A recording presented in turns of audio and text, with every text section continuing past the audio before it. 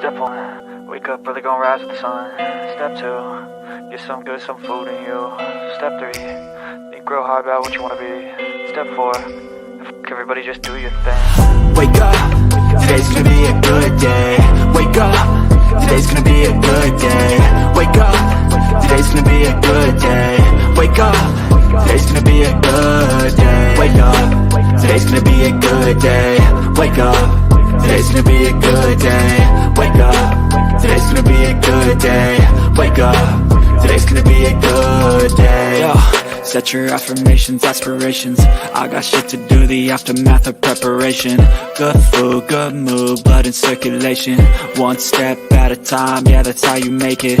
Set a goal you control and the steps you take them. I try to pick one thought, have some concentration. And if I make a mistake, it's called education. I try to do this every day, call it replication. Wake up, today's gonna be a good day. Wake up, today's gonna be a good day. Wake up, today's gonna be a good day. Wake up, today's gonna be a good day. Wake up, today's gonna be a good day. Wake up, today's gonna be a good day. Wake up, today's gonna be a good day. Wake up, today's gonna be a good day. So life ain't easy, yo, I think there's a reason though. Ups and downs, just like every different season, yo. Sometimes I'm high, other times I'm barely breathing, though. I always gotta fight and hide from the demons, yo. Negative thoughts are poison, they rot. Head full of flaws, so here come the clouds. They'll never stop unless I can swap all the bad for the good in my head when I'm lost. Yeah, so I'ma fake it till I make it. Positive thoughts are overtaken, I got patience. One day at a time is how you operate a cadence. A flow, you grow, you show yourself a foundation. Stay away from all the shit that causes temptation. I know that I like to do it cause of sensation. I live my life in my head like a narration. Don't expect greatness, do my best, man, I'll take it. Wake up, today's gonna be a good day. Wake up, today's gonna be a good day. Wake up, today's gonna be a good day. Wake up, today's gonna be a good day. Wake up, today's gonna be a good day. Wake up, today's gonna be a good day. Wake up, today's gonna be a good day. Wake up, today's gonna be a good day. Wake up early, gonna rise with the sun. Step 2, get some good, some food in you. Step 3, think real hard about what you wanna be. Step 4, everybody just do your thing.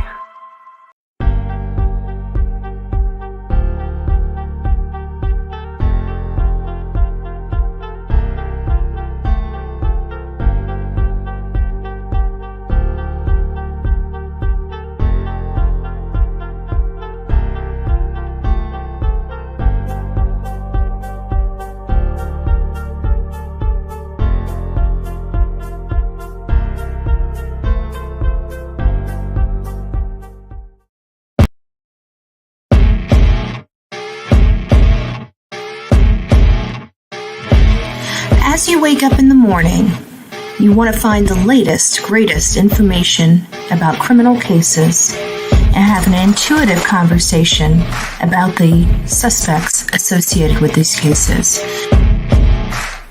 Head over to the Bullhorn Betty channel on YouTube.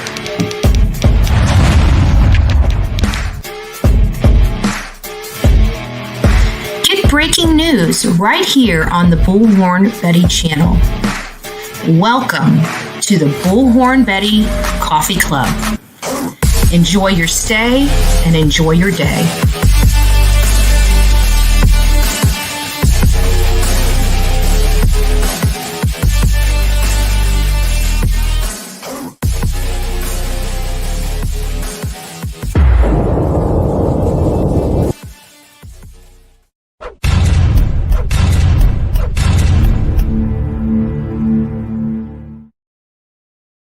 Good morning, YouTube. I hope everyone is doing well this morning. Today is a sad day. As many of you guys know, it's August 1st. Dylan Rounds would be 20 years old today. He'd be 20 years old today.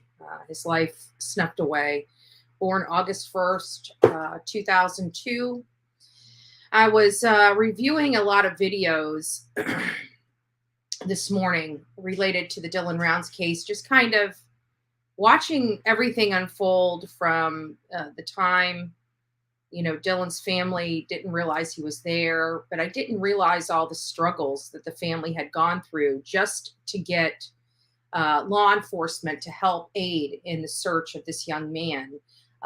They fought hard, and were not necessarily receiving cooperation from law enforcement, either in Utah or in Nevada. I was none the wiser how hard this family fought to have this man searched for. And that's really sad. And the reason why I have a point in bringing that up is because many of you guys know we were out in the swamp looking for Paola Miranda Rosa in Osceola County. I released a video about it. I released a video about it yesterday. I think it was a little under 30 minutes. Just see here. Let me pull this up. Let's see. Sorry, I should have probably had this up, but I didn't. So here we go. So it's this one right here. Paola Miranda lost in the swamp. What really happened? We have the interview with the cousin. There's more content coming out. This wasn't everything. I probably actually should have split this video up into two, the interview with the cousin and, our partial walk and fact finding back out there in the swamp in Waukeva Springs State Park is where we were. And, it's just a sad story. And I'd like you guys, if you haven't watched that video yet, Lost in the Swamp, please do watch that. It's got a lot of information. We went out there. You can see us getting in the water, this gator infested water, similar to Paola, right near where she was in the videotape, right? So I'll show you guys little bits and pieces of that interview on this live this morning. Sorry, I'm not so chippery this morning. I've been working and I feel better. But I was so exhausted yesterday. I think I went to bed just entirely too early. And so I was up this morning around 3 a.m. And today's learning, language of letting go. I'm not really going to read because it's over 2 pages. Actually, it's almost 3 pages long today.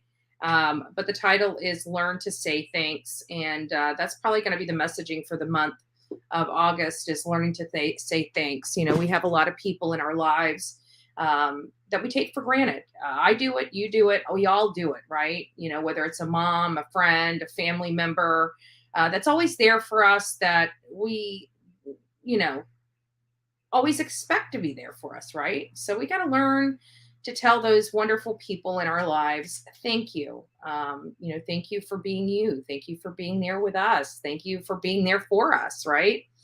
And over time, we just, kind of come accustomed to things. And whether it's the significant other doing amazing stuff for us, or the teacher that really goes over and beyond the call of duty to help us, tutor us when we're in college, or whatever it may be, right? And we just need to learn to remember to say thank you to those wonderful people that take their time out to be with us. So I'm going to say thank you to all of you guys for being here with me every day, rain or shine, in good days and in bad days. You guys are here for me as much as I'm here for you. And I love it. I love it. So good morning, all. Amanda, the first to say good morning to the Bullhorn Betty channel. Nice to see you here this morning. Karen Davis, Crazy Nurse, Nancy B, Connie Branch, Rebecca Ande. Is it Andes? Sorry if I messed it up. I'm bad at it. Amba Bear, Mama Bear 10. Nice to see you here, honey. Anissa. I don't know how she does it. The woman's up with me when I get up in the morning. She's up whenever I wake up in the middle of the night. Do you sleep, Anissa? Do you sleep? Just tell me what's the secret? What's the secret? Margaret, nice to see you. Thank you. Thank you from Scotland. We love it. Amber, Connie Branch, Barbara, Marie Teresa. What else am I missing? Will, nice to see you. Nurse Sandy, good morning. Snuggles, good morning. Connie E. Amy, nice to see you here this morning. I'm increasingly disgusted with the system, LE, the courts, etc. Oh, you have no idea. And it's so frustrating because I hear the same song in flippin' dance every adult case, every adult missing person case that we come across. We have the same argument, the same fight with law enforcement. They just deal with this. I think they almost turn stuff off. Like they just stop living in the world of an ounce of prevention is worth a pound of cure, and I'll go into what I mean by that shortly. Barbara Warren, nice to see you from Newfoundland. Nice to see you. Nice to see you. Miss Jeanne, nice to see you. Karen Davis, if I didn't say hi to you. Christine Isabel, nice to see you as well from Colorado. What else we got going on here? Crazy Pepper Linda, Bonnie's Journey. Oh, nice to see you here, honey. And Julia T. Hello, hello, hello, hello. It's so funny because I was watching Who's Up at 3 o'clock in the morning, Anissa and a couple creators, right? So I'm over in a creators chat seeing what's going on. I had thank you, little Dave and Mom. They gave me immunity this week. So I wasn't going to be kicked off the Turtle Island this week, but I'm up on the chopping block next week. I am up on the chopping block next week because I have no immunity. It's like every other week. JLR actually got immunity for Tuesday's event, for Tuesday's Turtle Island. I feel bad. My friend JLR, man, he's doing such great work and he's always out there. He's out there even more than me. He's out there more than Olivia. Like he's really kicking up some work here, and he's trying to build another channel, another amazing channel. And, he's just constantly working and he's constantly working for the good. And he's constantly working for these missing people, not just missing children, but missing people. I mean, think about it. He's done more trips to search for Ruth Cecala. As a matter of fact, him and Caribbean Kool-Aid have really worked very hard for no-name missing persons, right? People that aren't, on here. Like, what I mean by that is, we have cases that really kind of take off, on the true crime channels here on YouTube. And there's some that just don't. They don't care. If there's somebody missing in and around them, they're going out there looking for him or her, right? They're out there. And if I'm available, I would be out there too, which I am. How many of you guys have really heard or taken a dive into Paola Miranda's case, right? ICML just started doing some work on this case, and it's gotten more attention to it. Thank you, ICML, by the way, for that. She really does need to be brought to light. But outside of his channel, not a whole lot of larger platforms have even discussed this case. And we've been discussing this case since December. That was our third trip out searching for Paola, getting information, trying to bring awareness to her case. And again, a case that isn't picking up a whole lot of traction on YouTube. Thank God for Olivia's brilliant work back in, I believe it was December. And she was able to get, 20 million people. Her video about Paola went viral on TikTok. Over 20 million people.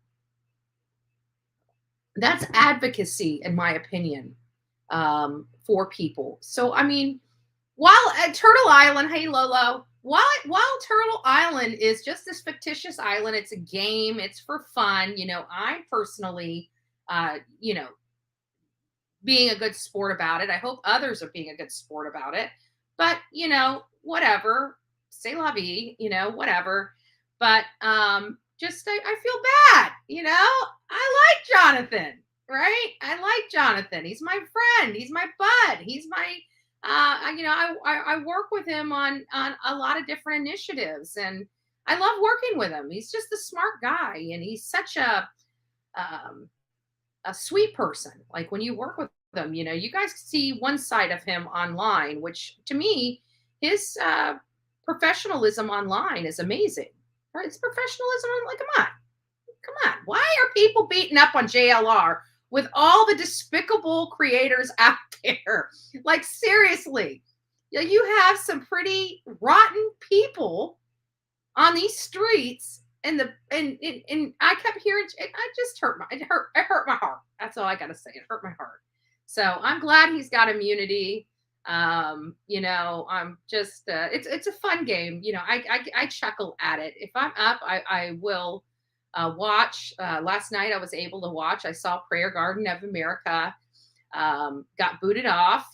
Sorry to see her go. I don't know much about her. Don't really watch much about her. Don't even know if she likes Bullhorn Betty, right? I don't know. But the biggest complaint as to why she needed to go was her language.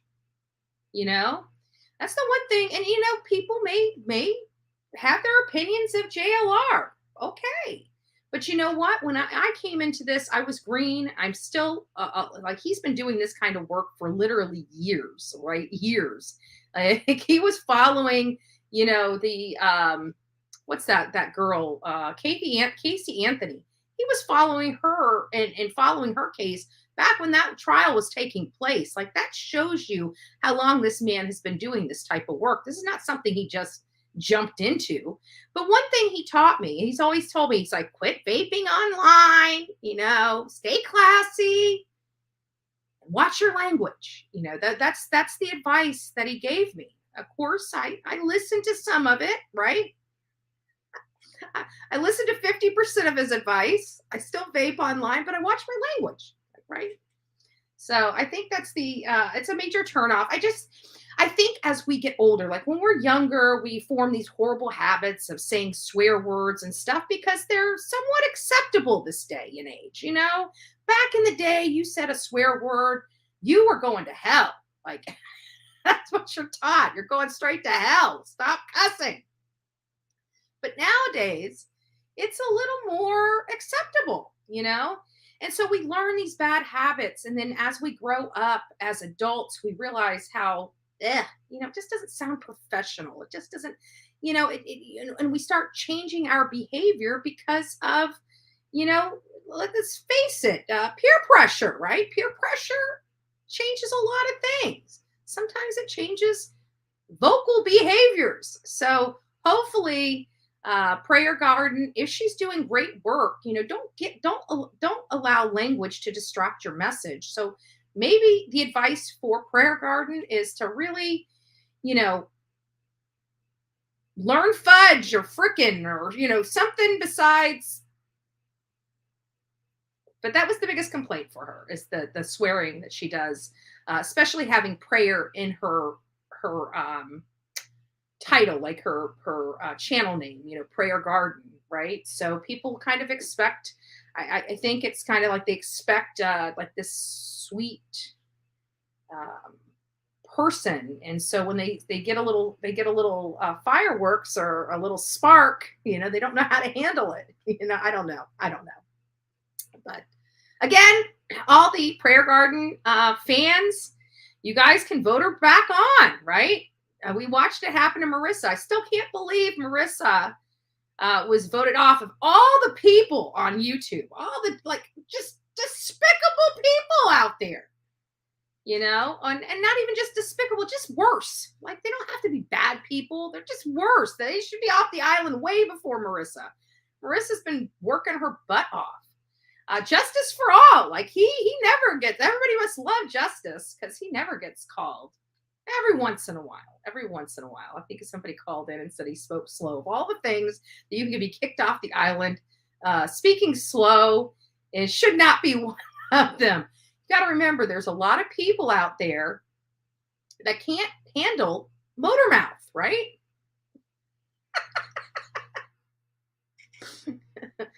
Justin is my yin to my, or I'm his yin to my yang, whatever. Right? Motor mouth to slow. Balance. You got to have the balance, right? You got to have the balance, my friend. Good morning. Good morning, Justice. I see you in here. I know he does. He does. I got to tell you, it was when I first met him, you know, he was doing some stuff. He caught my attention. And actually, I won't go there. It was funny. It was one of these political things we were doing, and you know, he was on camera and he was doing a chicken dance. You know, that's funny, but anyways, he always made me laugh. You know, it was funny. One of the first times I met him, you know, we're in school board meetings all over the state, and we just kept running into each other. And you know, then it got to the point where, you know, if something was going on, we'd call each other and say, oh, this is happening over here, or this is happening over here. And, you know, we just kind of warmed up and just started working the circuit.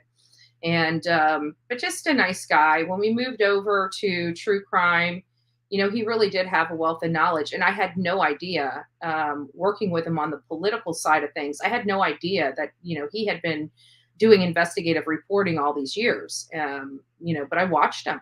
You know, I saw his articles. I saw his articles posted on your content. I started following him on that, you know, and just a nice guy. He doesn't deserve to be kicked off Turtle Island. I'm just saying.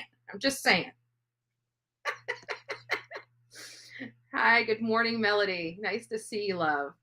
I said hi to Lolo, so hi to Lolo again. Nice to see you, Ricky. Baby Gap is in the house, aka Uncle Eddie.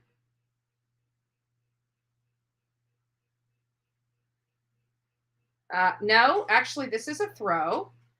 And definitely not the same shirt that I had on yesterday. The shirt I had on yesterday was purple.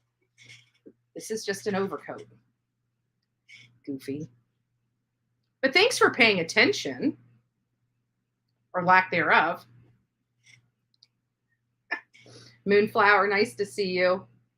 Barbara Warren. Oh, it's awful. It's awful. I'm surprised I don't see these faces when I go to sleep at night. I'd probably be off YouTube. I mean, it's sad. And some of the stuff we see, like we see some stuff behind you. There's a lot of stuff we can't post on YouTube. It's just not appropriate. And some of the stuff we see, some of the photos we see is just, I don't know how to explain it. It's just not good. Good morning, Happy. Nice to see you. Right? Leave poor JLR alone, right? Don't worry, Justin. If you start getting that many, we're gonna come out swinging for you too, right? Like, leave our boy Justin alone.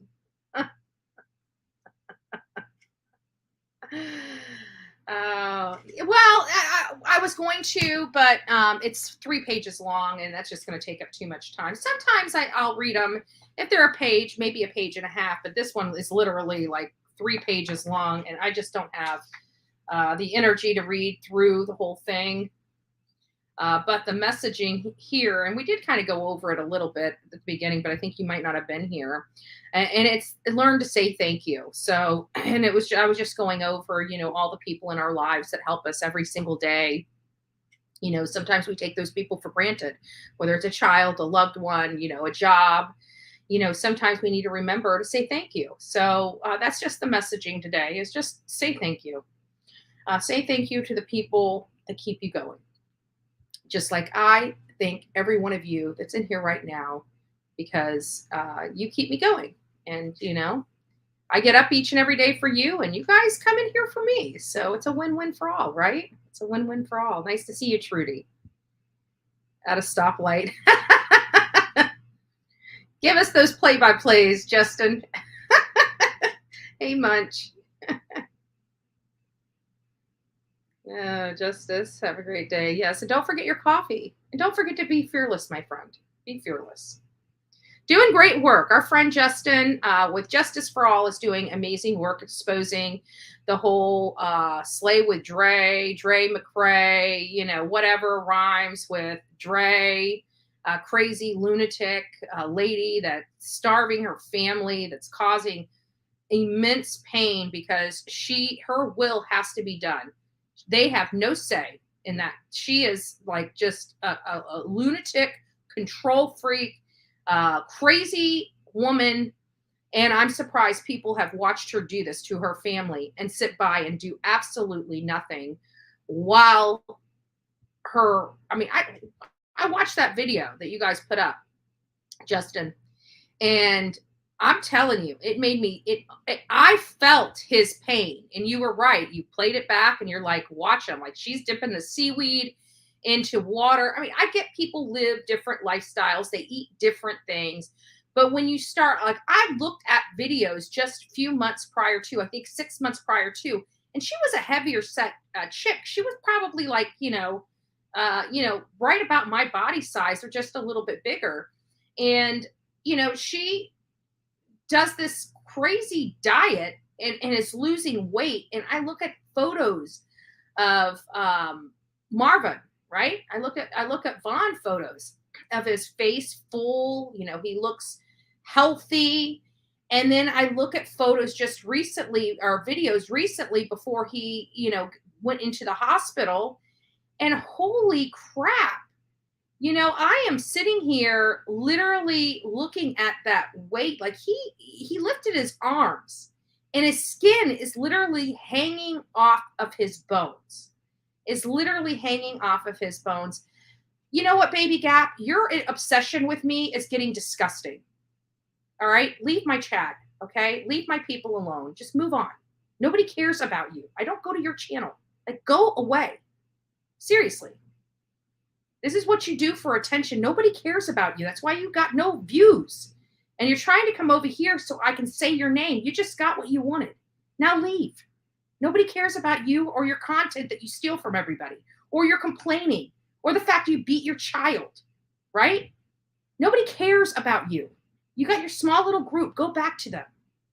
Seriously. We don't care about your drama.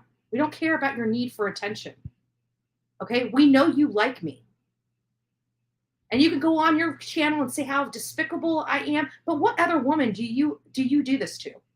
Just curious. Just curious. What other woman do you stalk online? Or do you just save that for Bullhorn Betty?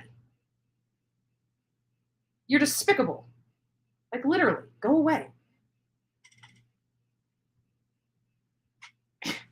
Seriously, we know who it is. We know exactly who it is. That's disgusting. Quit stalking me.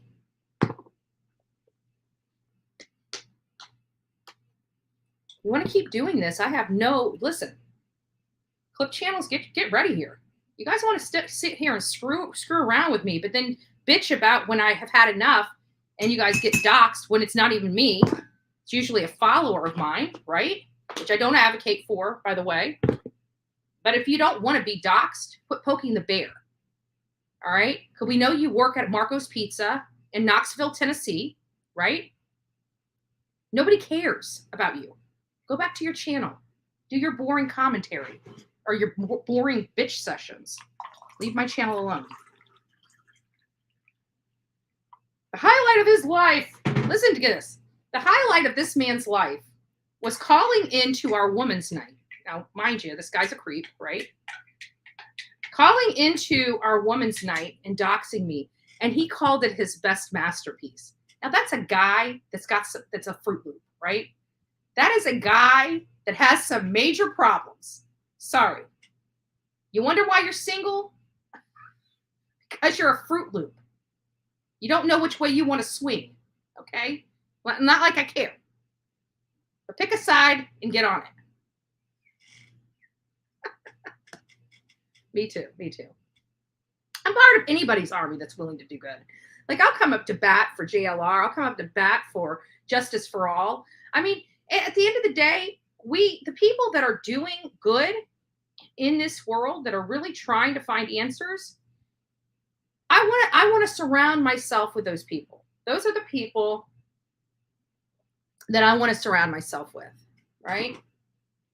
I would never, ever, ever associate with Baby Gap.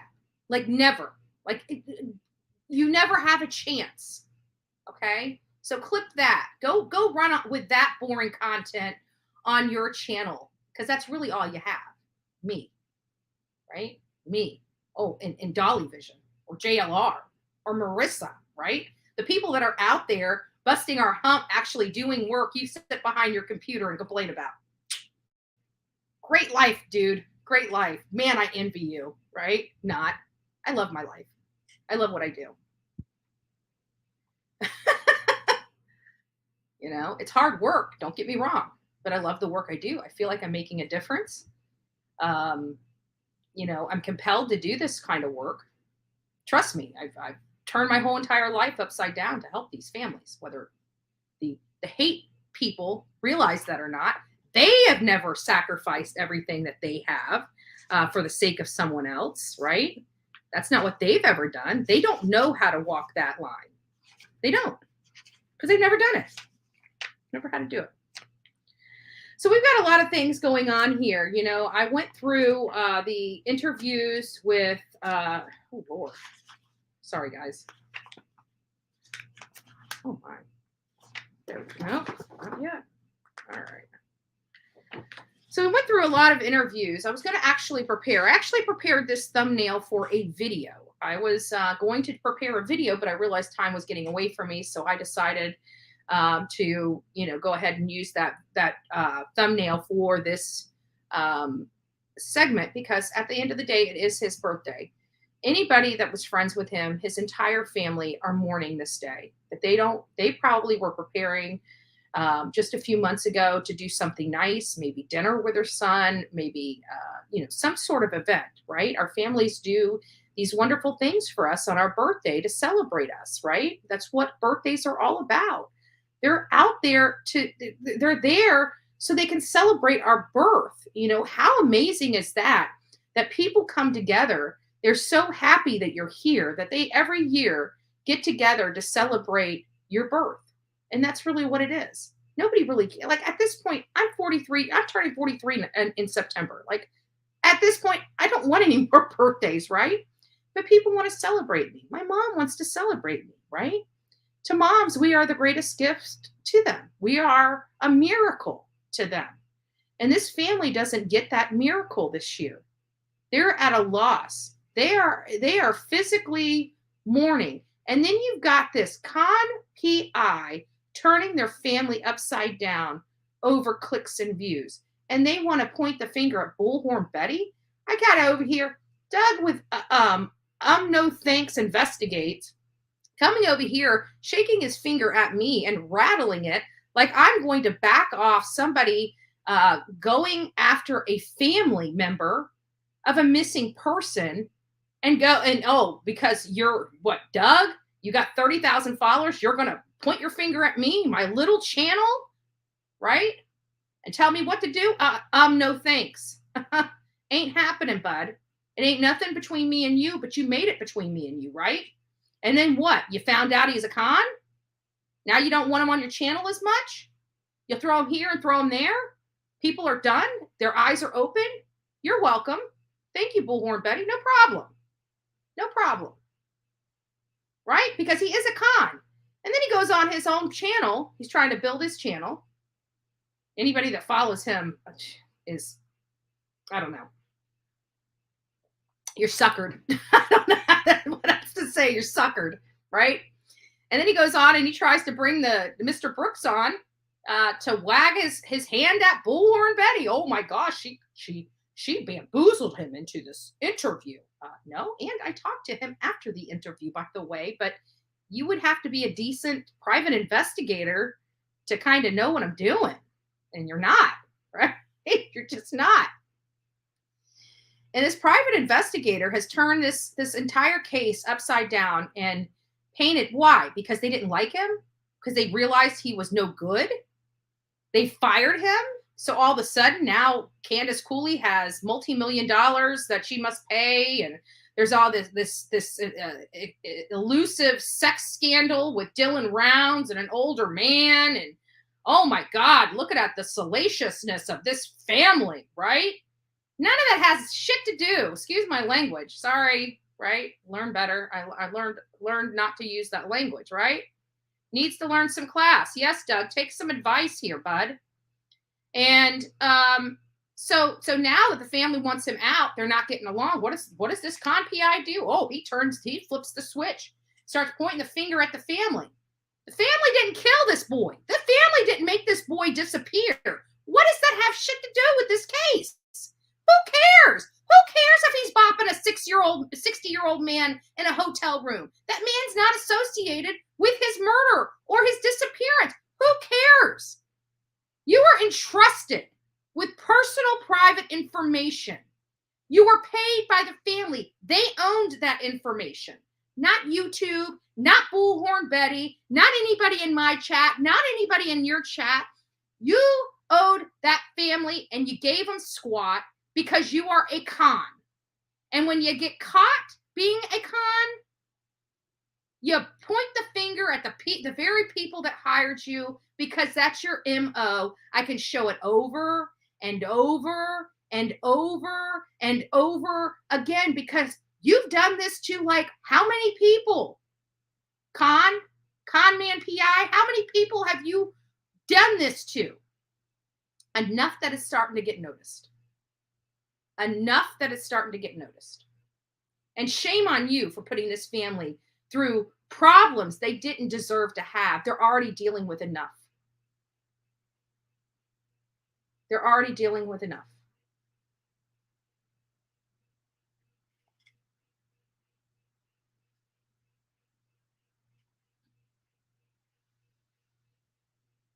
I see Jim Terry with underage minors. Because he's an underage minor in a grown man's body to begin with, right? Do you see a reputable man acting and conducting themselves in the way that he conducts himself? And you wonder why he never got out of arena football. Probably because they couldn't handle his mouth. I couldn't handle being in a room with that man, right? I would look right at him and tell him to get the F away from me and don't ever speak to me, right? But I will be going out to Mississippi, con man PI. I will be going out to Mississippi, and it'll be an unannounced trip. So you better come up with your excuse as to why you're not in that state, conducting your business. Just saying. Just saying. And then anyways, getting it back to that interview, I almost want to put it up. Because this con man is ridiculous.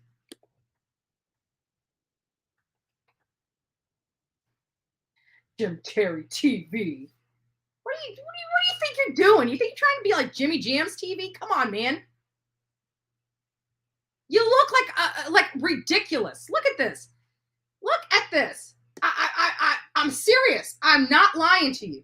This guy looks like a total moron. A total moron.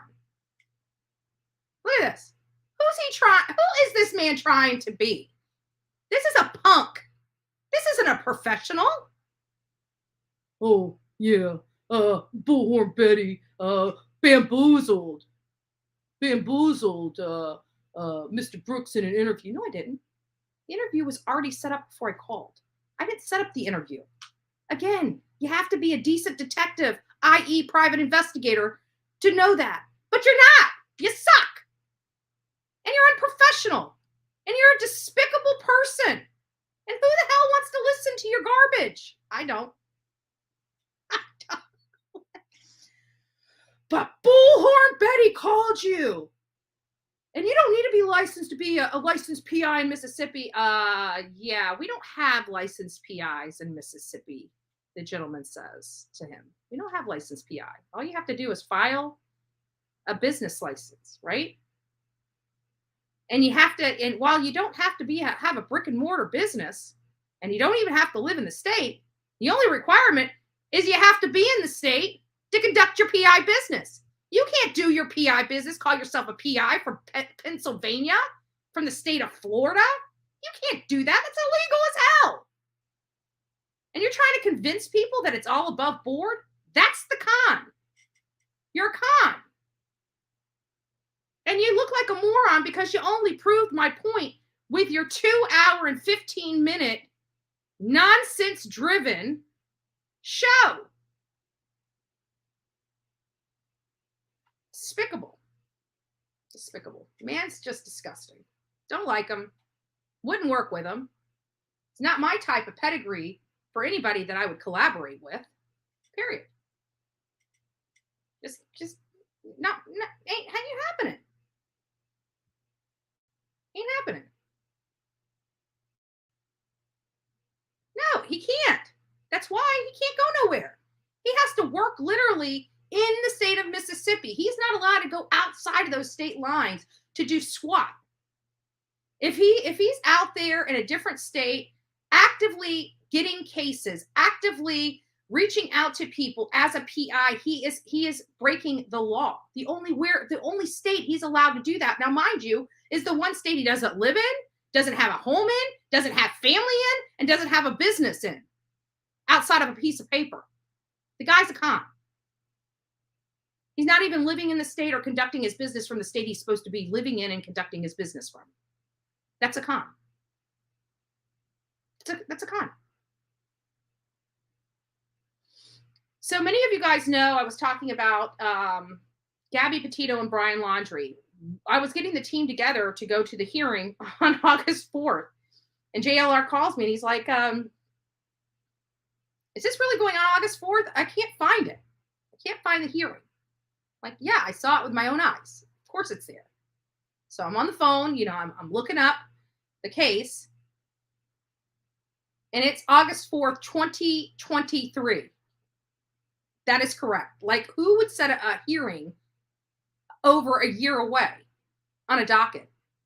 My mind was blown. I'm like, you're right. It's not August 4th this year. It's 2023. It's like, well, maybe next time you might want to just check those dates a little closer. Right? Best advice, right? He's always with the advice, right? And James Terry will be 47th on his birthday. Are you kidding me?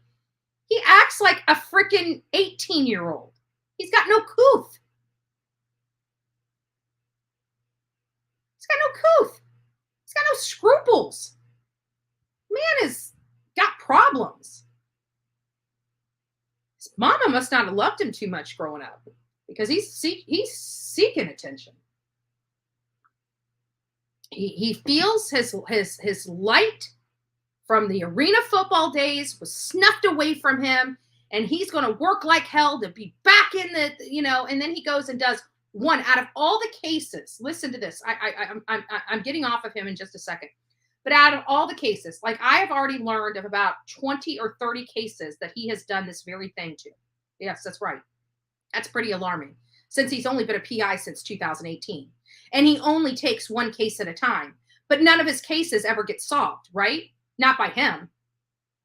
So wouldn't he technically should he even be allowed to accept any more money? Because he tells everybody, again, another con, he tells everybody that he only works one case at a time. And he takes the full fee up front and he works it until it's done. Well, so far, you've got several open cases. So can you explain that to me, Jim? How you tell everybody you don't work but one case at a time, but there's still all these unsolved cases that you were involved in. Oh, that's right. The families fired you. Is that the thing? Is that the gamut? Like you get these cases, you get the money, and then you do these awful things to get fired so you don't have to work the cases anymore. And now you can just talk smack about the victims and their families. Is that how that works? Because that's how it seems it works. Because I've watched many cases unfold and you talk about multiple cases because you just can't help but to talk about yourself. You just can't help but to talk about yourself. So you're on all these podcasts since 2018, just patting yourself on the back about how you uncovered this with this family. Again, another one of your clients. So the whole idea is that he goes on these missing person websites. He reaches out to these families that are victims because they're looking for their loved one. He tells them, he gives them all these promises in the world that he knows he cannot guarantee. Nobody can guarantee how long it's going to take to find somebody. And he tells these families he can find their loved one in 1 or 2 weeks. Give me $2,700. I'll find your loved one in 1 to 2 weeks if I don't fire me, right? And then he goes on this diatribe of collecting all this information on the family. So when they switch and they say, you're not doing your job, we're firing you, then he has an arsenal of information to smear the family because they just fired him and don't want him working on it. And then he goes on to this salacious, and it's always about money or sexual orientation. It always goes back to money or sexual orientation. This is this man's MO. And I've got the receipts. I've got the receipts. And the receipts I have come from his own mouth. Come from his own mouth. Everything that I have, and I'll show you. I'm still collecting. This is only a small segment of impactful information. Not even all the stuff I've uncovered. These are just and I don't even want to show because I'm so worried because people have reached out to me to tell me this man is literally reaching out to creators that have had him on his panel or have talked about him or have information that would smear him. He's going there and he is literally threatening and harassing these people and their families to have those videos removed. Come here and pull that BS with me. I double dog dare you. Call my family. Let me find out that you're reaching out to my family. Do it. I double dog dare you. You pull that crap with me, that would be all I need. And you'd be toast. You'd be toast. That's why you don't bring that crap here. You bring it to people that think that you are somebody and something. I know my worth. I know my platform. And I will expose the hell out of you. You ever do that to me. Ever. So you ladies out there that have information, don't cower to this man. You hold your head up high and you keep exposing him. And if he comes harassing you or your family, you reach out to me. Very easy. bullhornbetty@gmail.com. I will help you put a stop to it. Anything I can do to expose that despicable man, I'm game. I do it legally, all above board, and you will feel vindicated. So don't let him push you around. That's my message to the creators that are removing his videos because they feel threatened by him.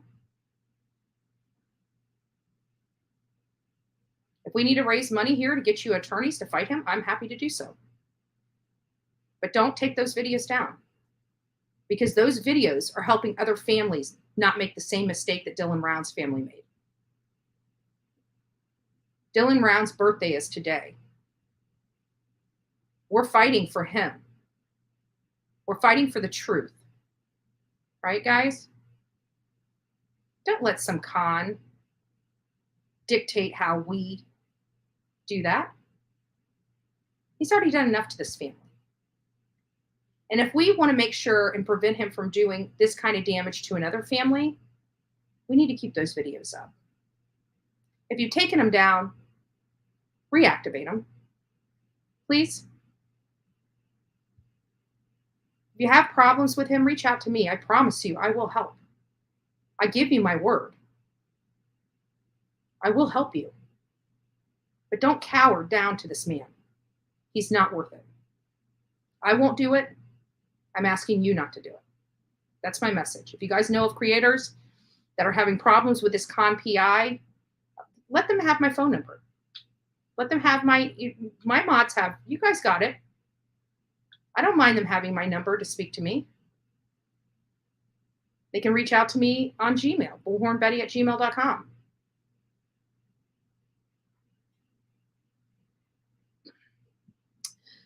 Lots of things going on in the Dylan Rounds case. All the stuff that I videotaped is on my phone. And I don't know if I'm going to try to pull it off here and see if I can play it for you. It may not work. Like I said, I kind of ran out of time a little bit. I apologize, guys. I really do. Let me see if I can turn this on. I got it plugged in. Okay, there it is. Allow. Give me just a second. I got to let my... Otherwise, I got to show you guys on my phone, which I don't want to do because it kind of sucks. It's too small. It's too small. So let me see what we got going on here. Anyways, how are you guys doing today? I didn't even post the link to get in here. If you guys would like to come up and just share your thoughts, give the family some hope, have some words of encouragement for the family and friends of Dylan Rounds, please do. I didn't expect, hi, Laura, nice to see you. I didn't expect, what does that get to the point? If you're going to be rude, you can leave. We don't really care about rude people in this chat. I'm sorry. So, if you don't like my points, bye.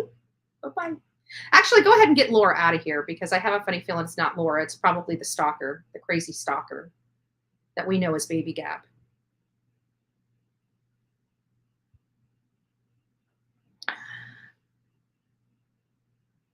Yeah, he just attacks one person at a time. Yeah, well, I'm waiting for you, Jim. And remember, I record and document everything. You're screwed. I don't know what to say. You're screwed. You're a con and you're screwed. Yeah, that's what I'm doing. Amber Bear, is I do have it plugged in, but I have my phone is 512 gigabytes. So it does work, but in all fairness, why isn't this showing up? Where is let me try it one more time. I don't have it on here. I don't know why. My phone is not, I've been using an Android phone, but many of you guys know that, my cell phone I use a MacBook Pro. My cell phone's an Android. So they don't really always communicate well together. But I try to put some things in here to help it a little bit. But it looks like it's putting in an easy format for me this morning. So let me find it. Okay, recording, screen record, 781. There they are. Let's see if I can pull this up.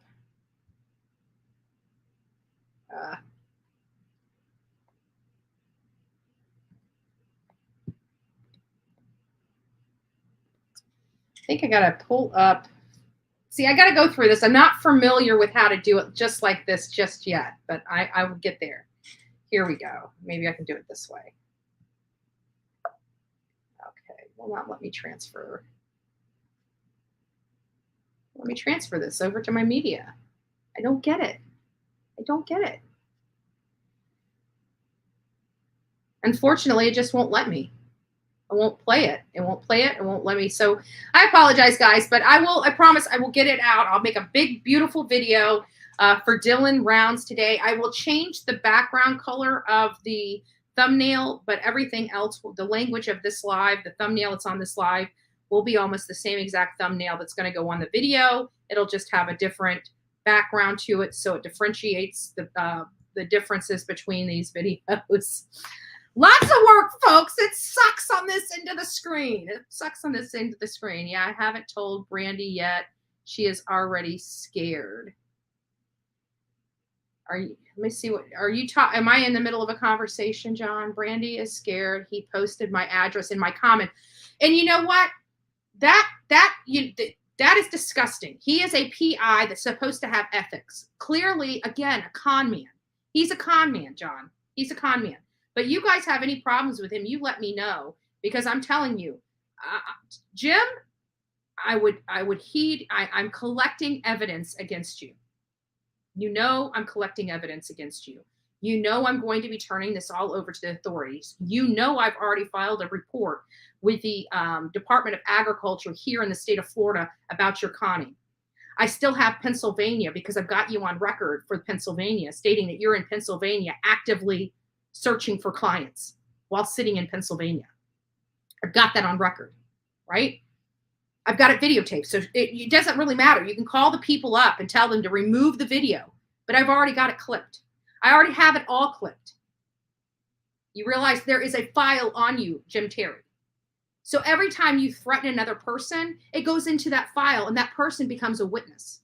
So I would tread very, very lightly moving forward, because when I have this package together, believe me, it's going straight to the FBI. So while you think you're smarter than the average bear, there's a reason why I'm on the other end of the screen. And what are you going to do? Dox me? Here, let me help you.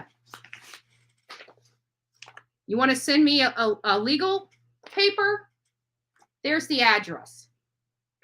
You want to cease and desist me? Here, let me help you out. There you go. No problems here. What are you going to do to me? What are you going to do to me, Jim Terry? As a matter of fact, since this is Dylan's birthday and his parents deserve vindication from your sorry crap, I'm going to play this video again.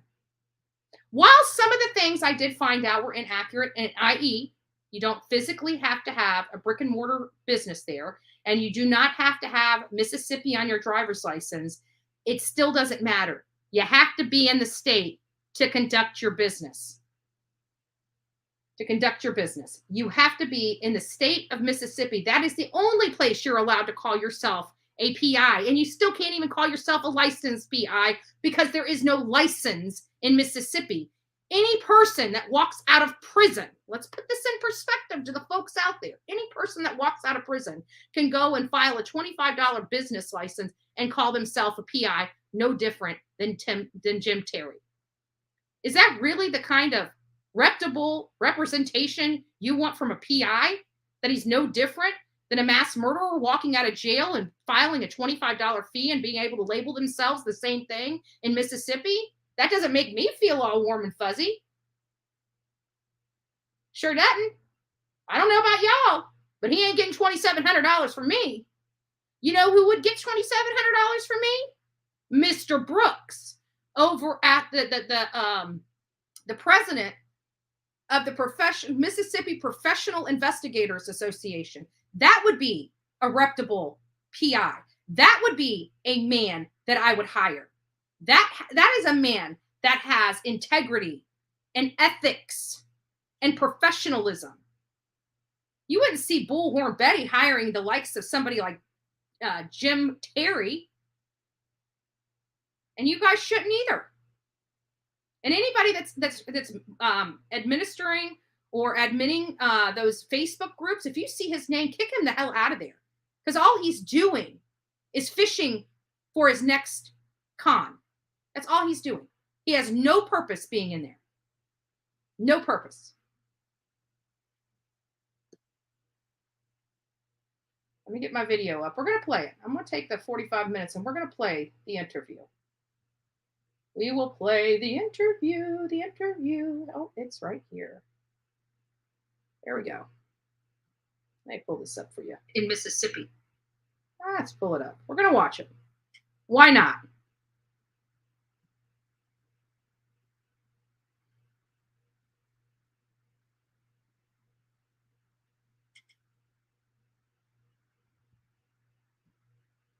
I'm in the process of fully exposing the conduct of a PI named James Michael Terry, which resides, to the best of my knowledge, in the state of Florida. But based upon his own admissions, he definitely does not reside in the state of Mississippi. Why is that important? So many of you guys know that I have an entertainment channel here on YouTube that covers true crime. And one of the cases that I have been following and covering is the Dylan Rounds case. In this Dylan Rounds case, it's of a 19-year-old boy that has a farm in Lucin, Utah, that disappeared without a trace. His family, which is from Idaho, came in to try to find answers related to their missing son. Apparently, the grandfather of Dylan Rounds was reached out to by a one James Michael Terry to aid and assist as a PI in their grandson's case. It is also my knowledge that that grandfather paid James Michael Terry a sum of money, an undisclosed amount of money, for his services in the aid of finding his grandson. Since then, James Michael Terry has basically run amok, has no ethical standards, no moral compass, and is not the first time I've had interaction with this alleged PI. So once he started digging in and causing all this extra animosity toward victims' parents, which are also victims because they're trying to find their son, and this guy is on Doug with no thanks, basically telling the entire family, F you, F you, F you. Please listen to this skit, which was posted by Evil Exists. Many are wondering whether private investigator James Terry, also known as Jim Terry, was actually served with a cease and desist letter. I was hoping to hear from him, as I saw a quote in a news report that said, "If they can't find me, then they can't serve me." However, Mr. Terry was interviewed on Who in the world wants to hire somebody that tells you, you got to serve me, you got to find me to serve me, right? And you tell this on national or YouTube, across YouTube. How does he not think that other people that would have potentially hired him, right, would have potentially hired him? Who would have thought that when they hire a PI, they got to hire a PI to find this con man, just sue him? Thanks Investigates channel again, and he gave us a piece of his mind, and we got to see what he thinks of this cease and desist letter. Warning, since there will be profanity in the upcoming clip. You can see the full interview on Doug's channel, which I will link in the description. Drop your thoughts in the comments. To tell that law firm, Candace Cooley, and whoever else thinks that I am a fraud, that I have no legitimate background in this industry. And before you say anything, Jim Terry, these are the exact words I would like to say to you. I'm going to use your words against you. So when you watch this and you hear these words coming out of your mouth, this is exactly how Bullhorn Betty feels about you. You, not the Dylan Rounds parents, you. Or that I have for 1 minute lied about any of the things I believed in my investigation to be true. So, the only way I know how to be me, and the only way I know how to answer that email in this unprofessional, extremely... No, Jim, Tim, Jim, whatever your freaking name is, you are the unprofessional disgrace in this case. There is nobody else. It's just you, babe. It is just you. Crude environment that we're in right now. You are the crude environment that we are in right now. You, my friend, you're not even my friend. You're the crap on my shoe that I scrape off. This unlawful environment is to answer it the only way I know how, and the only way the people out there... Let's talk about his professionalism. Here is his professionalism, or lack thereof. No, I would answer. The people that know me best, the people that know what's in my heart. So that's why I'd like to say at this time, to everybody listening, to the East Idaho News, to any news affiliate out there that thinks that I'm a fraud. Please include Bullhorn Betty the next time, and everybody on YouTube the next time. It does not have the background of my full career. What was that? Arena football? Your full career in arena football? Is that what you're talking about? Because you didn't become a makeshift PI until 2018, reportedly. At their disposal. So without further ado, And again, Jim, this is the message from me to you.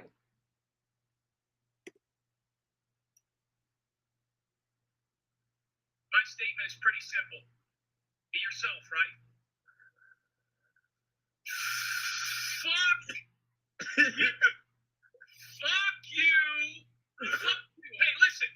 Yes.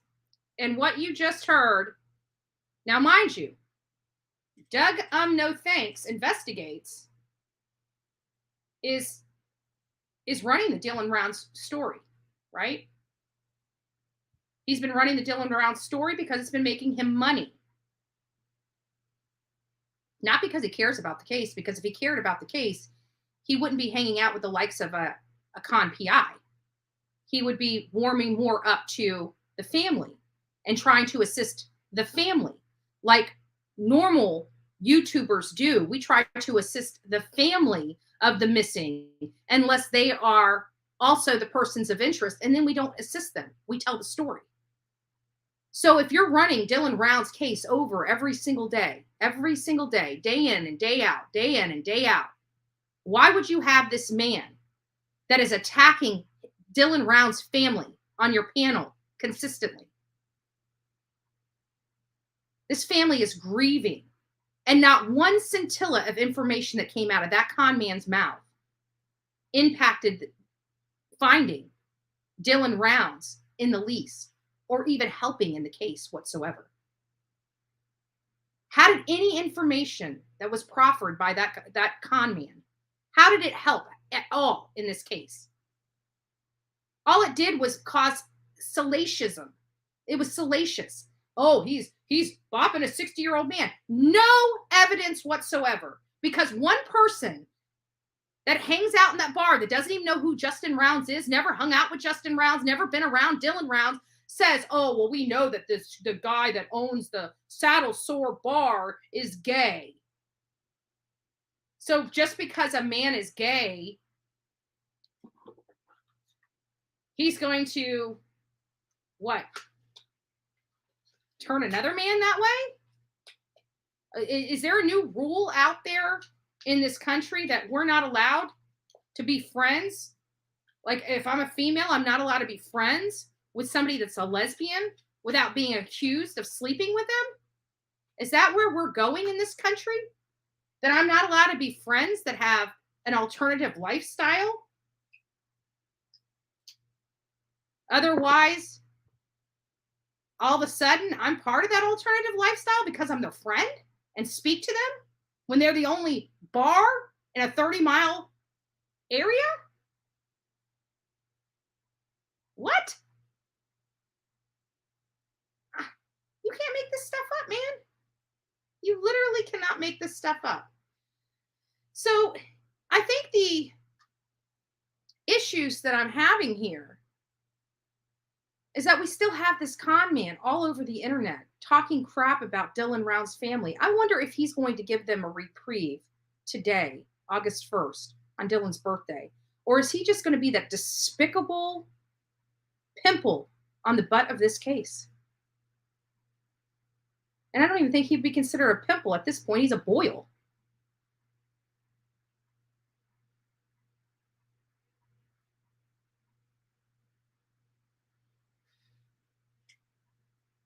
Let me read some of the comments here. I don't know the name of the channel. It was a retired Raleigh, North Carolina cop and woman. The PI came across, well put together. The host keeps him on track. Well, I'm sorry, but if you're a police officer and you can't figure out that this guy's a con, I don't know what to say. Because he doesn't care. He just wants drama and money. I believe that. That is exactly what he's doing at the expense. Like today is Dylan Rounds' 20th birthday. His family and the law enforcement think this poor boy is gone. He's not walking this earth. And based on the information, that's most likely accurate. And you got this guy coming out saying the mom owes all this money. What does that matter? Who cares? It has nothing to do with what happened to him. Again, even if he is hanging out with a 60-year-old dude that likes boys, doesn't mean he's out there. You know, I've got friends that would take me in if it got really late. If there's a hotel room, I'll bunk with them. That doesn't mean anything is happening. Even if that did happen, there's no proof outside of that. And I don't even believe that story. I don't even believe that story at all. At all.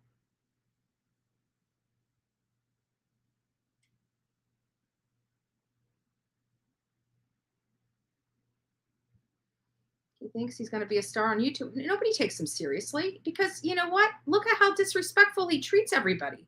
Look how he carries himself. There's no class and integrity in that.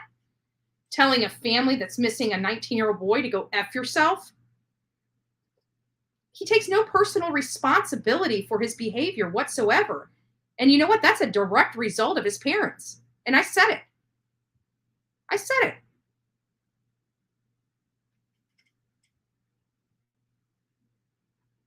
His parents are still probably helping him break the law. I guarantee his driver's license probably to his parents' home, right? Or his dad's music store. I will find this man. If he's in Florida, I'm going to take a picture of him in Florida. Jim, I'm telling you, I'm more of a PI than you could ever be. I would dance circles around you, brother. I'm sure he knew. He was asking questions, locking him into answers. What is a PI? What does he do? What is his role? Good question. Those are good questions. Those are good questions.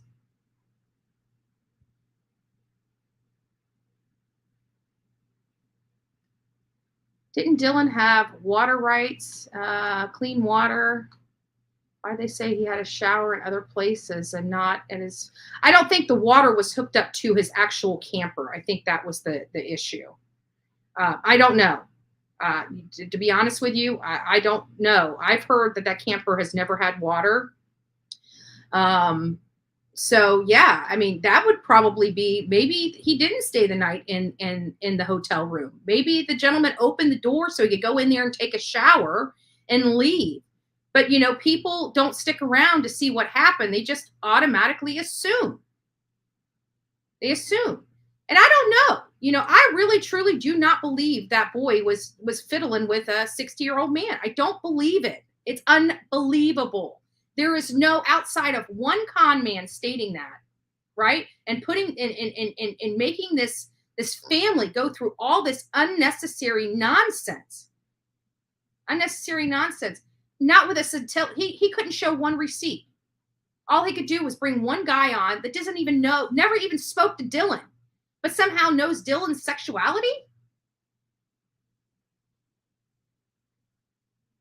What was his name? Ty Corbin? Is that his name? Ty Corbin? Doesn't even know Dylan. Never hung out with Dylan. But all of a sudden knows his sexuality, and that's who they keep bringing on panel over and over and over and over again. Is that where Jim got his information? Was from one man that doesn't even know who Dylan Rounds is or his family? Is that really what you're stating all your reputation on? And outside of his, you have not proffered one scintilla of evidence that anything that you have said, from Candace's financial problems to Dylan Round's sexual preferences, you've never brought forth one piece of information, of evidence to support what you were saying, but everybody believed it? If I did that on this channel, I would be eaten alive. Where's the receipts? Don't you find it funny that I'm making these claims against Jim Terry, the con PI, and not one person has come on my channel and told me to produce receipts? Not one person. Not one person has asked me to produce, but I have them. And I think they know I have them. And I think that's the reason why nobody's challenged me, because it'll make the man even look worse. This is the first time that I have come on this channel and made such an accusation, and not one person asked me to show my receipts.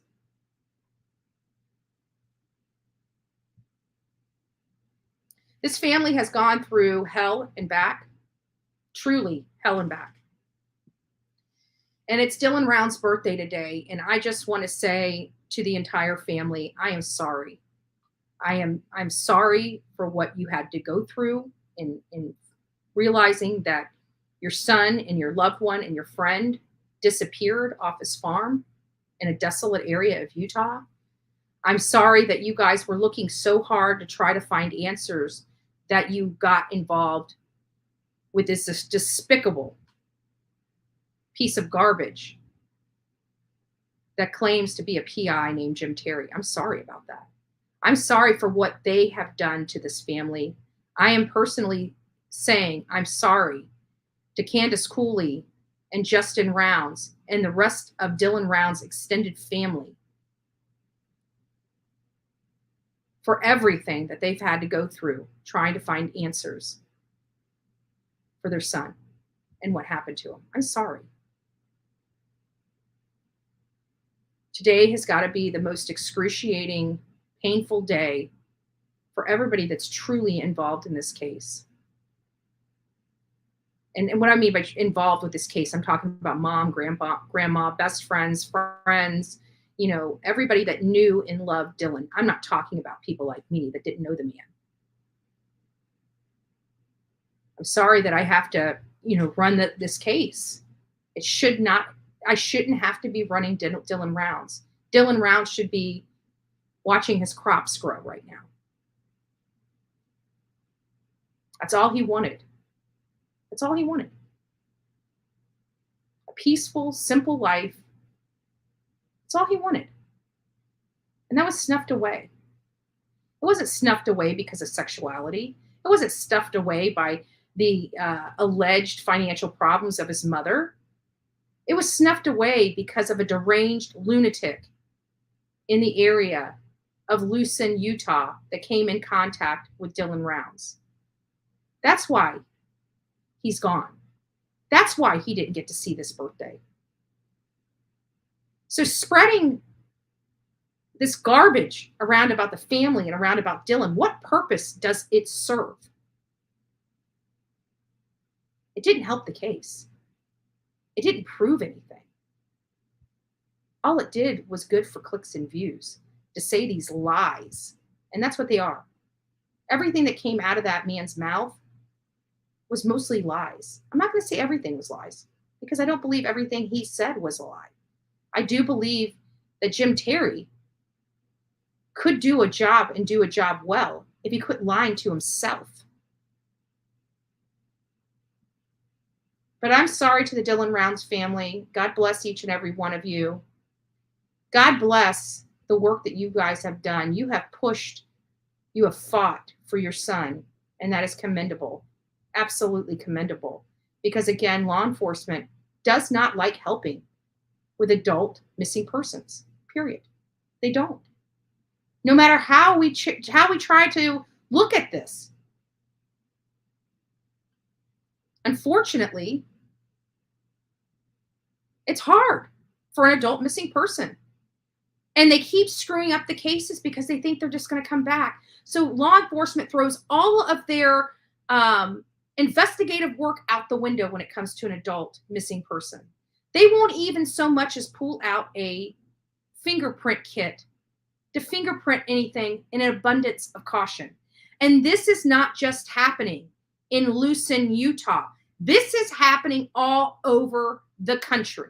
If you're an adult and you go missing in this country, it takes an act of Congress to get these law enforcement agencies off their duff to actually conduct a criminal investigation into the disappearance of these people, because they don't realize that these people are truly missing until months, when they haven't touched their bank account, when they haven't been on social media, when they haven't talked to their family and friends. And by that time, all the evidence that they could have collected at the beginning is gone. It's contaminated. It's done. You can't go back and fix that mistake. It's done. I think it should be a requirement for any missing person. I don't care if you're 80 years old. I don't care if you're 8 years old. I don't think every single patrol car in this country is equipped with latent fingerprint kits. At minimum, law enforcement should be dusting the property, should be dusting the vehicle. Well, John Davis, if you reach out to me, I'll give you my private cell phone number. And if you have any more problems, let me know, because again, I am working on this. I'm working to uncover his conduct, his criminal conduct. So let's be honest. Mr. Terry is conducting his business illegally. He's not conducting it out of the state of Mississippi, which is the requirement necessary for him to call himself a PI. He can't even call himself a licensed PI because he's not licensed, nor has he ever been licensed. And quite frankly, that Mississippi Professional Associations of Investigators, Jim Terry actually applied to that organization and was denied years ago. That very organization. And I can tell you, Mr. Brooks probably will never, after hearing the way he spoke, telling the family to go F yourself, that's not conduct that warrants being in a professional association. He will never be associated with that association in Mississippi. He can't get into that association. He doesn't have the criteria necessary. Now, if he was a legit PI, he would get in that association just like that. But he's an unscrupulous PI. He can't pass background checks in normal states. So he took the easy way out and went and got a paper, which he mailed in.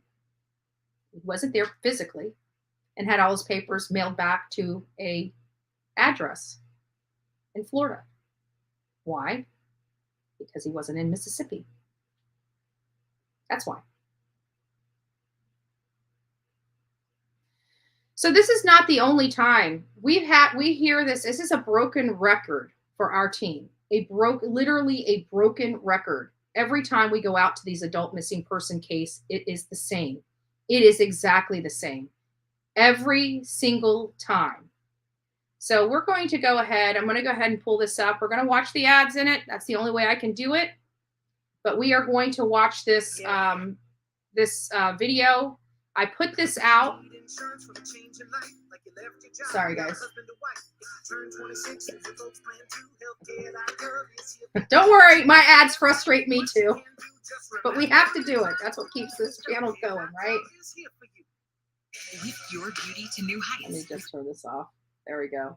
And as soon as it pops up, we'll watch it. But this is Lost in the Swamp. This is Paola Miranda, What Really Happened. And again, you're going to hear her family say a lot of the same things that you're hearing out of the Dylan Rounds family. Lynn, Nelson Park in Apopka, Florida. We are in search of Paola Miranda Rosa, which went missing in December 2021. Many of us are out here right now getting efforts together to start posting flyers. Let me show you. So we've got the flyer on the back of the car. They are actually selling shirts for $12 here to help raise money to continue these search efforts. The reason why they have to raise money to continue the search efforts is because law enforcement is not doing anything for this family. They're required to get their own dogs. They're required to get their own search efforts. They're required to rent their own canoes, their own kayaks, their own drone people, their own search people. They're required to do all that because Osceola County will not help this family. They have no evidence of a animal attack or a gator attack, yet they're basically stating, oh, well, she was out in this wilderness. She must have gotten eaten by an alligator without one scintilla of evidence that that has happened. But we are here. We've got a lot of people over at the pavilion right now getting ready to start passing out flyers related to Paola Miranda Rosa. And we are going to be starting our search here in the near future.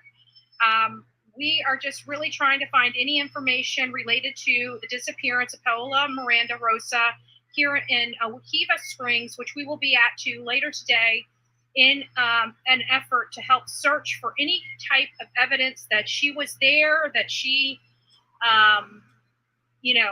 got out of the water. It's very odd for me because Paola Miranda actually has her keys, her wallet, and her phone in the car, which does not make me feel very comfortable with that. It appears for all intents and purposes that she actually made it back to the car. Nobody has seen her There has been no evidence that something took place in the water. It's just speculation from law enforcement. Law enforcement worked only 48 hours on Paola Miranda's case. That's it. Only 48 hours did they work on her case. The family has not received a whole lot of help, resources, or cooperation from the Osceola/Orange County.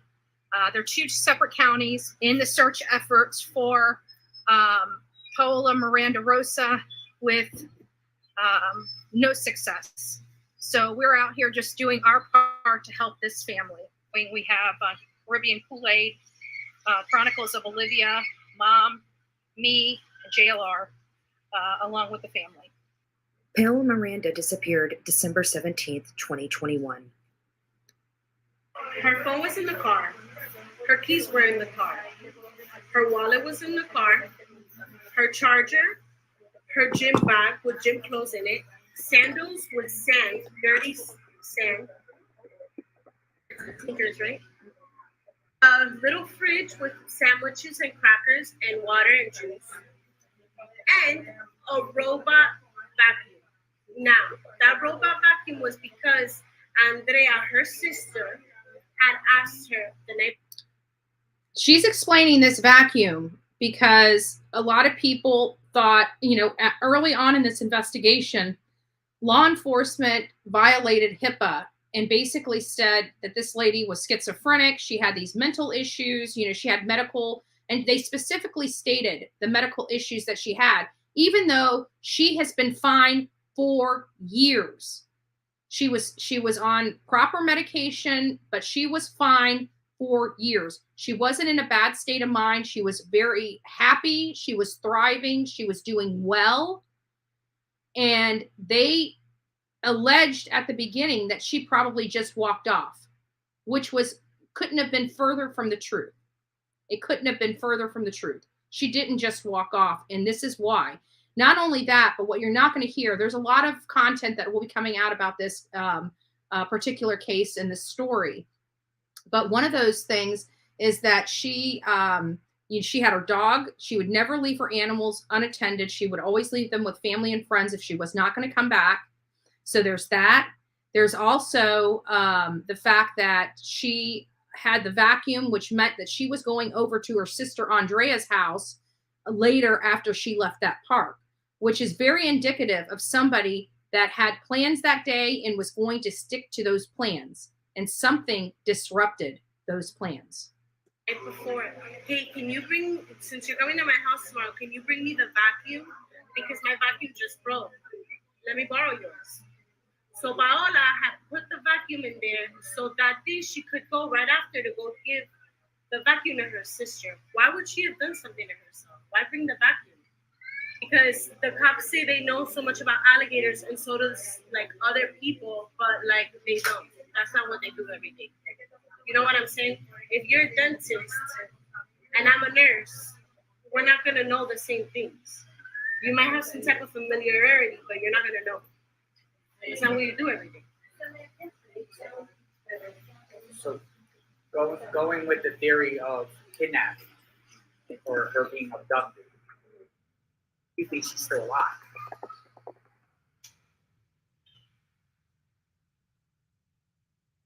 I don't know. But honestly, I don't care. I don't care if she's alive. I don't care if she's dead. I want to know what happened to her. I want answers. Either or, I think I'm mentally prepared for both. There could be an abductor out there. For sure, it's someone abducting women that look alike. Have you done any cross references to see if anyone has been arrested for abductions or attempted abductions around that time frame? Yeah, I'm working on it. I feel like another thing that I want to put out there, if I do end up doing a protest, is definitely changing the rules of the state park, more protection on state park. There's no public record of anything. There's no cameras, nothing. She just seemed like she was getting away from something. Because she didn't seem like she was cruising in the water. You know that the river makes you flow. She didn't look like she was flowing. Thank you, Robert.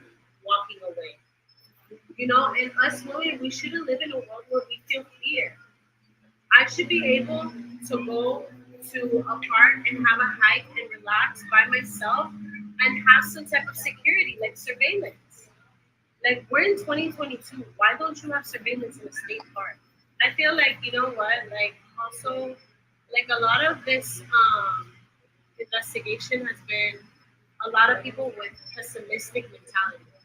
Oh, yeah, like, we kind of did what we could. Like, here, it's your turn. Like, let me know if you find something. That's what the cops do.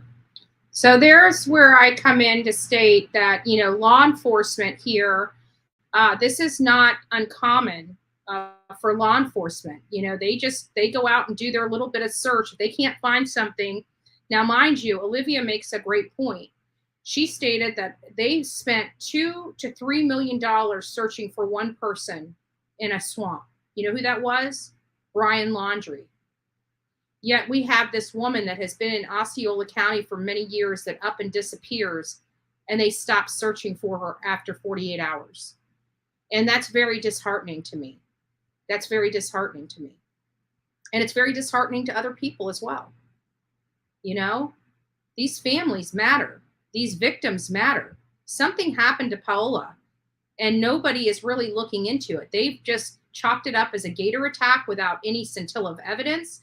That park was full that day, yet nobody heard the splashing or screaming from Paola being attacked. Nothing.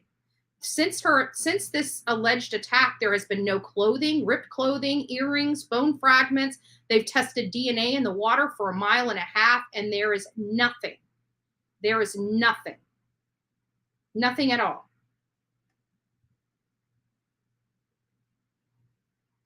Irresponsible. It's irresponsible. This is a lot of work. This is a 24-hour job. Yeah. Like, you're constant. Every day I'm doing something. Every single day. Without that video, I understand maybe you guys see that video, do you think then people might say, well, you know, what happened to her? Instead of, oh, it was just an alley. I got it.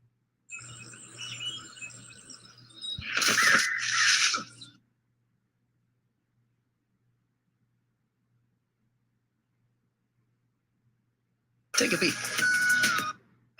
That's, you know, you follow what I'm saying?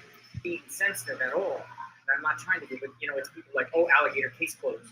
You know what I mean? Yeah. And that's it. You're reaching out to these organizations. Are they looking at it a little bit and they're like, well, alligator. No, all of the organizations that we talked to, they say foul play. Foul play. We all say foul play. We would have seen there's something. nothing. Amazing. So you would really like the people that took the video to come forward and speak to your family. Come forward and speak to us. You know, we're not gonna like report you or and you really just genuinely have questions that I just have haven't been genuine answered. questions like, hey, you know, what happened? But like, we have been constantly gone on different multiple occasion interviews, me and my cousin and her mom and her dad, and have asked those campers to come and speak to us, and they haven't. And these people may not realize that the family's seeking them, because if law enforcement's not giving you their information, they're probably not relaying your information over. And maybe they would come forward if they know 7 months later you still have no answers for them. Answers. Who did they see in the trail that they thought was suspicious? Did they videotape anybody else that day? You know, I just have a lot of questions. I didn't mean to hit that. No, Amy, to answer your question, no fingerprints. As a matter of fact, law enforcement went into her car to look to see if there was anything out of place inside the car. Didn't do forensics, didn't do even latent fingerprints on the outside of the car, although her keys, her wallet, cash, cell phone, and Sandy sandals, including a pair of tennis shoes, were found in that car, along with her lunch, where she obviously was going to go back to her vehicle to eat.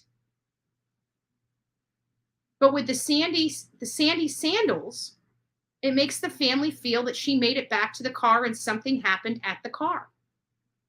The car was unlocked with the keys inside and cash inside. And not one latent fingerprint kit came out of any patrol car. Moreover, the family is the one that found the car. not even law enforcement, despite them saying that she would most likely be at a park. They told law enforcement, check her bank records. Law enforcement didn't. The family did. The family found that she paid the fee to go inside that park. The first time they went inside that park to look for the cars, or her car, park rangers turned them around and said there was no cars back there. They went back there 2 days later on a Tuesday. They were there Saturday. Park rangers turned them around and said, nope, no cars are parked back here. And then they go back there on Tuesday and find her car. Park rangers never called. They're required to call in all cars that are left there for 24 hours. They're required to turn those in, and they did not turn Paola's car in and never did. The family found it 4 days later in the parking spot where the car had not been moved. So these park rangers are not doing their jobs out there. There is a camera at the ranger station, but it has been disconnected. We were just out there on Saturday, and when I got up to the ranger station, I asked them about the camera, and they told me again, it's still disconnected. It's still disconnected.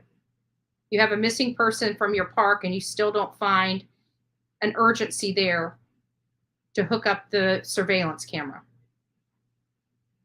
It's just sad. Trying to accuse you of doing anything.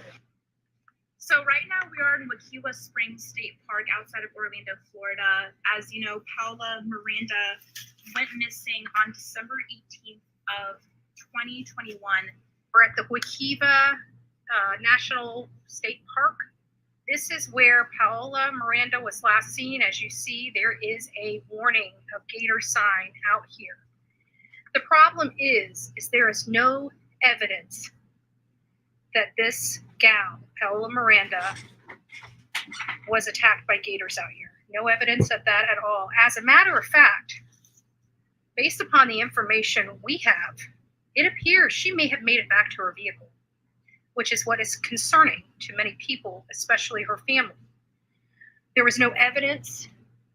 Nobody that was in this park heard of splashes, heard of screams, heard of anything related to Paola Miranda being attacked by a gator. There has been, in over 7 months, no clothing, no shoes, no earrings that have popped up or floated by. But the reason why we say it appears that she made it back to her car is because there were sandy flip-flops inside of her car. We've established that we doubt highly that any female is out here walking barefoot. There's too many stumps on the trail, just too much. In addition to the sandals, the other pair of shoes, she has her keys, her wallet, cash, and a cell phone all in her car that she never made it back to. And why we believe it is possible that she could have been abducted. At the end of the day, it's the possibility that she could have been abducted. And we do believe that is a good possibility, because who leaves their cell phone? Who leaves I can see the wallet being left there, but who leaves their keys to a vehicle in an unlocked car in a national park where anybody can come in? So we're out here just checking the scene. It's hot. I'm exhausted for the walk back here. It was entirely too hot. The mosquitoes are really, really bad right now. It's just a miserable trip, I have to tell you. But we're here to find answers and just bring awareness to Paola Miranda's case. How deep? That means it's going to be thigh deep for me.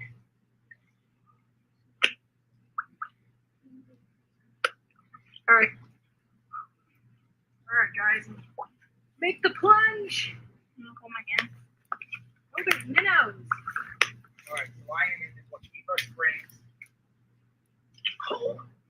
What do you mean? It's refreshing. It's cold. Something nipped at my feet. It's flowing. Okay. I think they were staying still on this good, like the results of a like. Yeah. Yeah. And You know what was crazy? Back in the winter. Oh, I didn't get you, Olivia. Back in the winter, we were so worried about crossing, where we just could have done this. Yeah. Go right over the other side. Yeah. See, this is extreme, Mama. It feels good. It feels good. So that right there is where Paola Miranda was last seen in the video.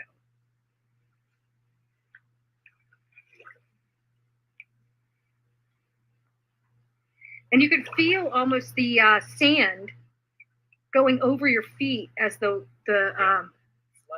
flow. But you can feel the sand. The only thing I can think of, right, is look on there, look for Mom, is look under there, like there's like roots that go under. Like if alligators be down there just and then pull somebody in. If it's deep enough, absolutely, that could be considered a gator cavern. I mean, look, they have a sign there. Look, the sign is there. So, you know. What does it say, Olivia? Caution. Alligators are present along the trails and waterways of this park. They usually eat fish, turtles, and other small animals, but may attack larger animals such as deer. Alligators have been known to attack humans. Note some alligators are dangerous. Do not approach, frighten, or tease. I mean, Mamba. Take a peek. Almost through it. Gotta pay the bills. Keep the lights on. and that's just. No, But are we swimming? We're not swimming. no, We're but actually waiting. The thing about it is that's just to avoid liability. They're just giving that there's a percent. Just like they would say, in a lightning storm, don't be outside because you could get struck by lightning. Even though those possibilities are very low. Yeah. For instance, an alligator weighs a significant amount. I don't know what, but okay. But this is a current. An alligator would probably feel very uncomfortable just sitting there with a current trying to push it down. It is kind of fast. It's flowing. You feel the current. So an animal, or like a crocodile or an animal, is sitting there lurking. I think it would just flow that way. I don't think it would be comfortable just sitting there. In this situation. Keep hitting that by accident. But to answer your question, Robert, we asked those questions. We did ask those questions to the family. And thus far, we have not, they don't believe they've done a pinging. And that was a suggestion that JLR actually provided the family. He actually gave them some tidbits of information to help assist them in doing FOIA requests, which are public records requests here in the state of Florida. Open record request, sunshine law applies here. And so we can have access. So he was actually helping the family by explaining their rights related to open record requests and the sunshine law. So those will be some of the things that we will be requesting either today or tomorrow ourselves, so we can have a good understanding of what happened. The phone was locked. The law enforcement apparently tried to get into that phone, even though they gave them the passcode. It was already locked down, so now the family can't even get into the phone. And they have a power of attorney for Paola, but Apple told them that they will unlock the phone for them, but they will erase everything on that phone if they do that, which is odd to me. And it also brings up a new point. When we're doing our, we have to add a new language to our power of attorneys to give people access, the people that have our power of attorneys, access and full rights to our cell phone. There needs to be a separate line specifying that on our power of attorneys now, because if God forbid something happened to us, we don't want our family or law enforcement locked out of our phones. And we want to give somebody the authority to make decisions for our telephones now. That's where it's come because of all this security and Apple not cooperating with families to open phones of missing persons. So can anyone put her in the water? Yeah, we have a video of her being in the water. She was definitely in the water. So there, yeah, she was definitely in the water. But again, there was the campers that saw her in the water would have heard a huge splash, would have heard some type of struggle. I mean, you're seeing us standing in this river, and we're not, it's not really that deep. If they did the death roll, you would hear that. Anybody could hear that. A turtle dropped in behind us and made a plump. And it kind of startled us a little bit, but it was definitely noticeable. And it was just a turtle, not a gator, not a big old, gator. So I just really believe, even in the deeper areas, it gets up to around your neck, but still something where if you're trying to take a large prey like a human down, that there would be splashing, there would be most likely screams. We just dealt with another gator attack in Sarasota, and the man heard it, saw it. It was loud. It was aggressive. It almost gave this man a heart attack. So this idea that somebody just, a gator comes up and you're gone, that's it. It doesn't work that way. It doesn't work that way. Could it? Potentially. But at this point, where are the shoes she had on? Where's the clothing that she had on? There is nothing. They have not found anything. No DNA in the water as if she was mauled underwater, right? None of that. There's nothing. There's no evidence of this reported gator attack. None. And after 7 months, you would expect her shirt to come off, her breeches to come off, underwear. None of that has been found. None of that has floated up. None of that has gone anywhere. There is no clothing that matches what she was wearing that day that's been found in this area. It just isn't. Yes, it was heartbreaking. And if you guys haven't heard it, I'll have to play it for you. But it was a gator attack is not a silent attack. It just isn't. It just isn't.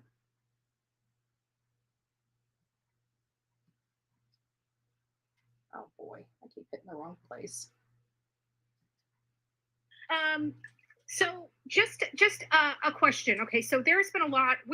This is our third trip as a team out here, right? We've came out here twice. Yes. So this is our third trip as a team out here. Now we have done extensive searching on this side as well as this side. We got a little lost on this side for about 5 minutes. Now we understand why she probably got into this water, right? Well, December, the temperature at the time was the low 80s. Low 80s. Still warm. Still warm. It's Florida. So it's definitely something where you could hike, sweat, and want to cool off. Right. And say, hey, I'm going to go out here specifically to come into this water, slow down a little bit, enjoy myself, enjoy nature, look at this peace and quiet, tranquil, serenity, and then get your stuff and go back. I can't see alligators. I just can't see alligators here lurking on the side there. I know they have signs, but this is connecting waterways. Right. I can't just see an alligator coming down like Jaws and just waiting for someone. Right. For And what on the there would flip be side, evidence of that. There would be some sort of there would be evidence of clothing. I'm sure authorities would have went down this whole line in the chopper and just to see if there's articles of clothing that are on the side all the way down, however far it goes, to look for any type of clothing. Because to be honest with you, this is brackish water, but you can see very clearly, even in the darker areas where there's more debris under the water, you can pretty much see very clearly through this water. I'm enjoying it. Yeah, it's very peaceful. It's very refreshing, I think is a word that you used was you were getting in. But and it's warm. The water's warm. Yeah, it's not too well. It was cold because I was hot. Now I'm very comfortable in this water. But let me ask you this. I'm going to ask Jonathan, and then I'm going to ask you, Olivia. We've been out here. This is our third trip out here. We've went into the swamp. We've looked at what the possibilities are, and a few possibilities that. Huh? I think she made that. You think she did? Based off all her personal property there, no one leaves keys in their car and goes 2 miles away. No. With their phone in their wallet, clearly in the car, with the car unlocked. Nobody does it. Nobody does it. And then you've got the shoes. In the middle of nowhere, you know that people, most parks and places, I don't know if they got there, say, make sure you lock your valuables in your car and out of sight because, you just don't do that. Right. You just don't do that. Right. And like, who wants to throw that man off Turtle Island? Like, seriously. The man is out in alligator infested water looking for information on a missing woman. Who would want to throw him off Turtle Island? I don't get it. I don't get it. And we've gone, and I know for me personally, have gone to events, and I can't take my keys with me, and I find a place around my car to hide them so my car's secure. Yeah. So I said to her cousin and her mom, I said, did authorities at least ping her phone around the time? Where did the pings come up? She said she didn't know phone enforcement pinged or not. But the question is, This is where he's going to go into it, Robert. So he's going to explain what he was saying to the family, just FYI. Actually pinged down here and then went back. Right. Or they can ping it to, it's 2 miles away, so the pings are going to be active. It's a far distance. So it will be able to determine when she came into this park whether she took her phone or not. Right. If her phone stayed where it was the entire time through the pings, it will show probably that she left her phone in her car. Right. But if there was a ping down here and then a ping back up there, then she went down here with her phone. And she made it back to her car. She made it back to her car, and then something happened. And it totally debunks this whole Gator attack. Gator theory. Do you? Maybe authorities need to do that. I don't know why they said they had it. Yeah. Well, right now, it's very frustrating. But I've seen this same situation play out in many adult missing person cases, where. And this is where I go into it, and I actually give the same analysis that I just gave to you guys prior to playing this video. If it wasn't for the family pushing, Gabby Petito is a prime example. She was an adult. She had a choice to do whatever she wanted. The family had to go through hell to report her missing. Yeah, I mean, it's a balance, right? It's a balance. An adult, you don't want to just over 24 hours waste resources when they end up found a day later just at a friend's house. Right. So that I think they have a safety mechanism, I believe, of 72 hours, something like that. I think it should be based off circumstantials, like each case by case basis. I think it should be standard, no matter what missing person it is. Fingerprints. If you have a vehicle that appears to be untouched, or you have a situation where a woman disappears out here and you don't know if it was an animal or somebody else, and then you find out officers have opened the car, went through the entire car, contaminated the entire scene inside that car, and never once took one fingerprint off that car. That to me seems very detrimental to any case, because it's a simple process that law enforcement can do to help preserve some of the integrity of the investigation. Should it become a criminal case or? Travel can be a pain in the back. Advil, the pain away.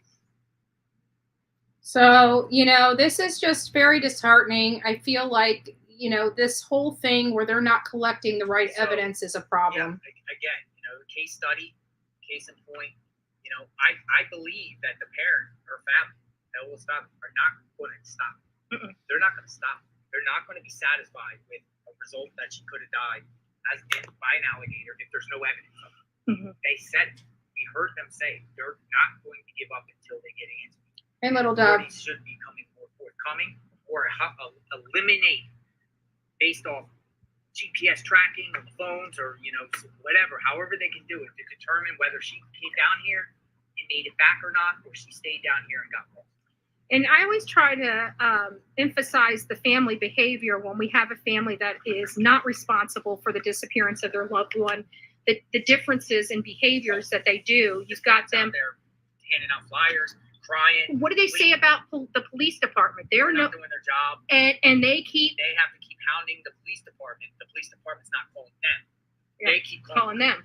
So they're proactive, as activists as you can be, to find their daughter, their loved one, their family member, all of them, friends. Their friends are trying to do everything possible. When you got other cases like, we'll use Summer Wells. Yeah, the parents are secretive. They don't even go out there and search. They're not out there doing anything. And the last time that they spoke to law enforcement was in December. Yes. It's sad. It's the same thing. We're here. This is our third trip out here in this area. We extensively searched the swamp area, and we never quite understood, because we went into the dense swamp. And we kept saying, you know, this is not her first time out in an area like this. Why would she be going into that kind of terrain? I never believed it, but we did go ahead and look as if she did. And then we hear, you know, we came out here, and although we heard about the gators, you know, swimming, it seems like it's almost a tourist attraction for the people out here, because these gators typically sunbait. People aren't feeding these gators. These gators aren't vicious. They're almost not people friendly, but they're accustomed to people being in and around this area, and are very docile in nature. Yeah, just, I mean, physically being in a spot, it changes your perspective completely. I mean, if I, you know, saw this story on TikTok or YouTube, you know, sitting at home on my phone looking at it, you know, I would think something completely different than actually being here. And what I'm going to tell you guys as viewers is, I mean, I'm literally in the middle of this river that the whole world thinks is infested with alligators, and she was killed by one just right around that corner. But being here, we've seen no alligators. I'm not saying that there's none here. There are some here, because we've talked to some kayakers and canoers, and they've seen them here. But the interactions that people have had with alligators here is pretty docile. I mean, they usually sunbathe, or just float right by your canoe. People that literally an alligator will float by and do nothing. It's very shallow here. It's very clear. You can see through the water. Farther down there in the video, she was about shoulder, you know, high with water. But it also brings into question the people that filmed Paola that day. Why did they film her? Put yourself in the camper's shoes. Why would you film someone that you see swimming in a river, someone that you don't know, a complete stranger? Trying to understand, why did the campers film her that day?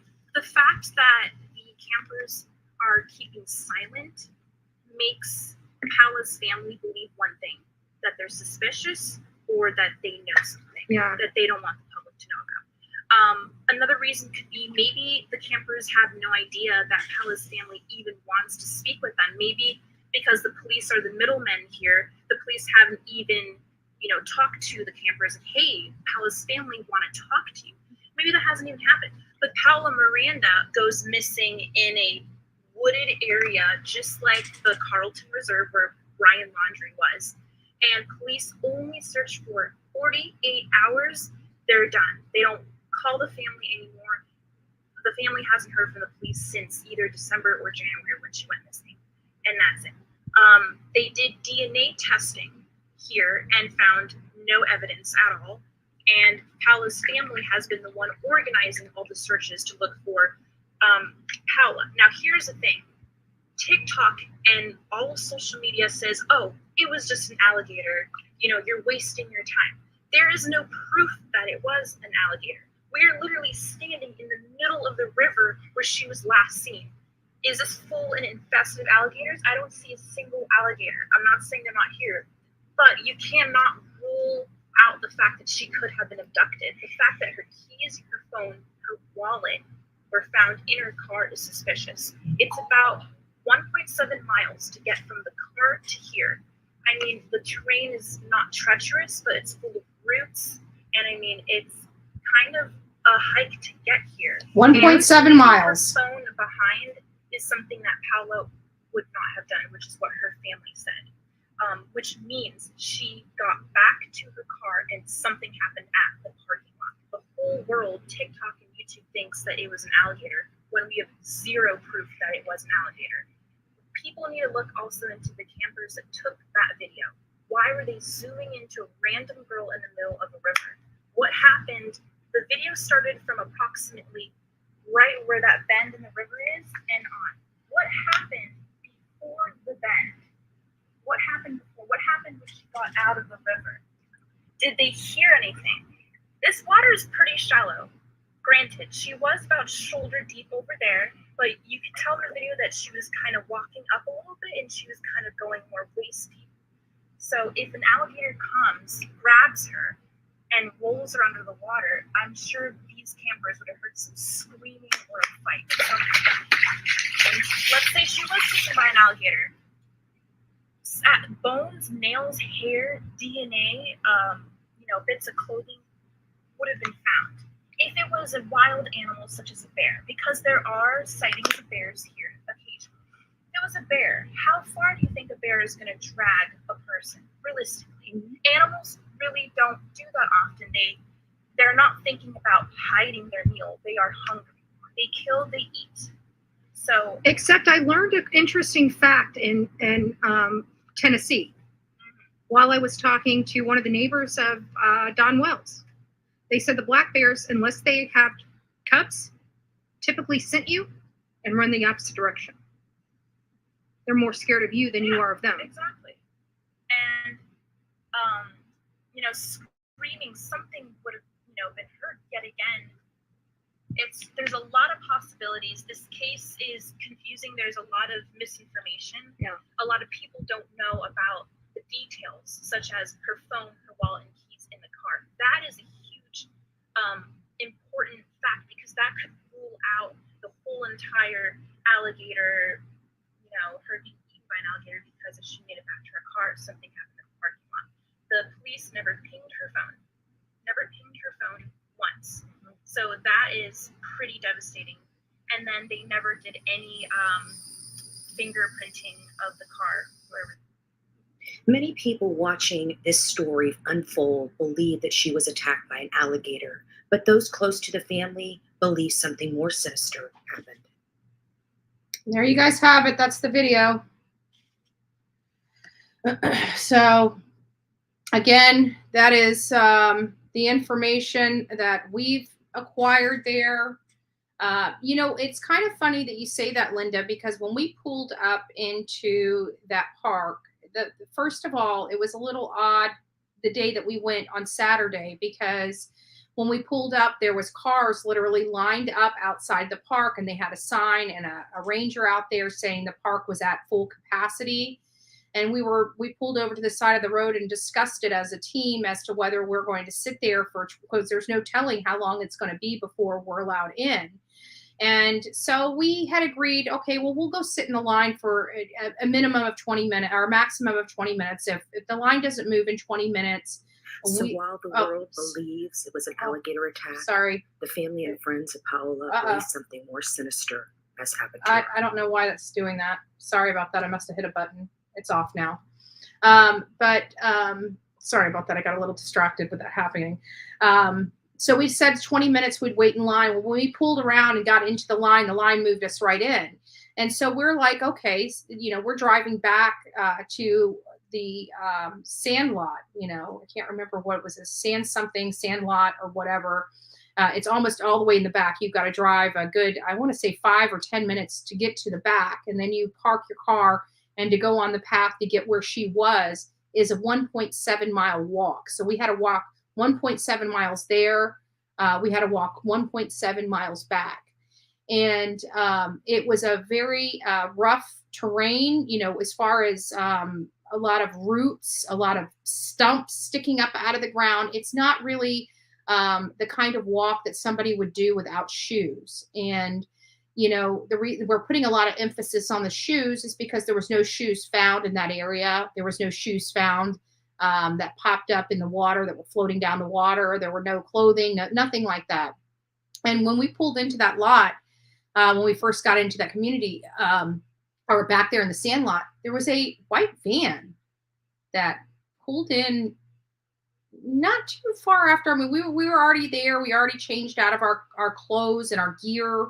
And put our gear on to go do that walk, because I was in jeans, and as you saw in there, I was in shorts. I had to change into shorts.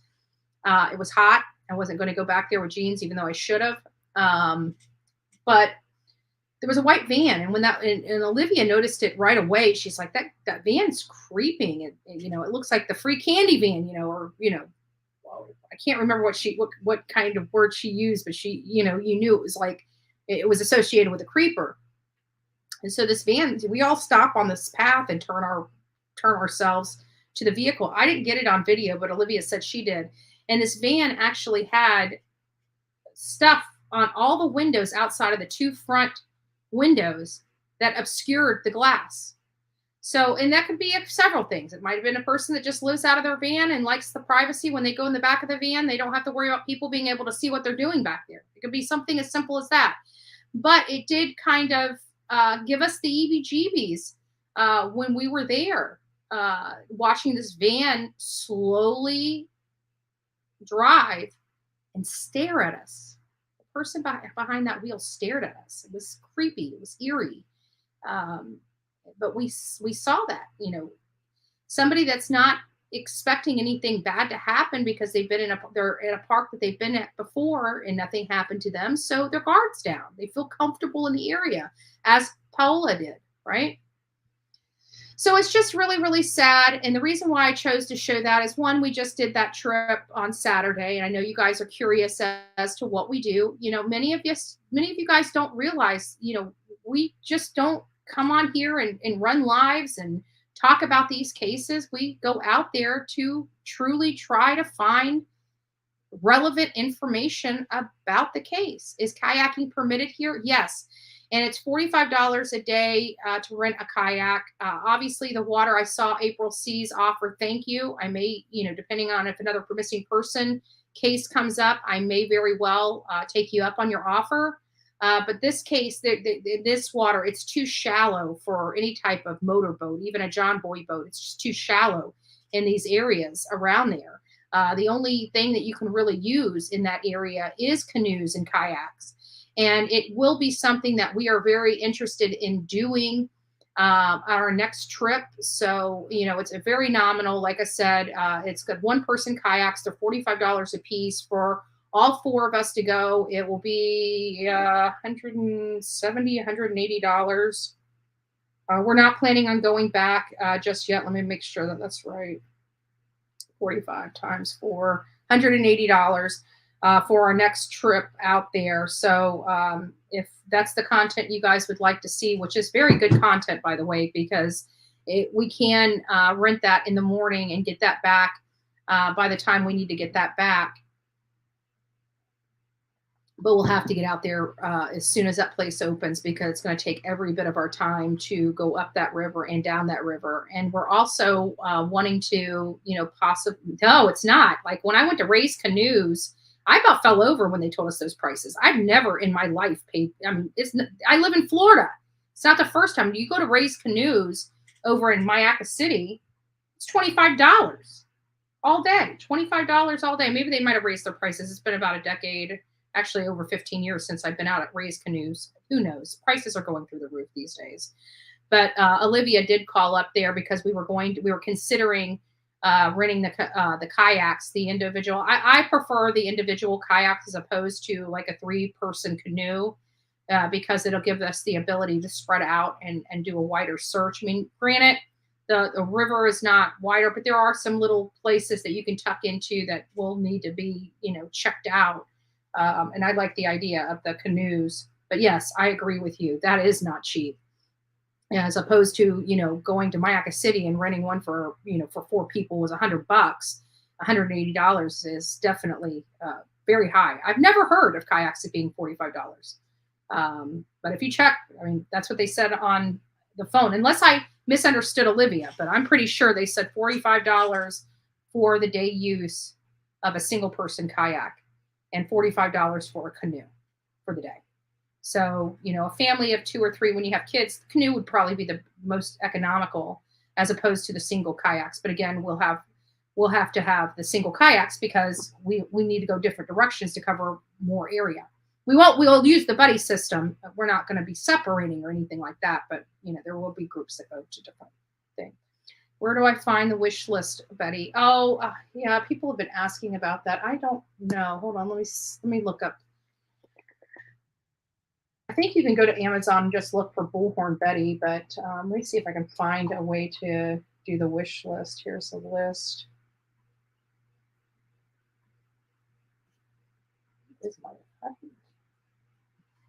wish list?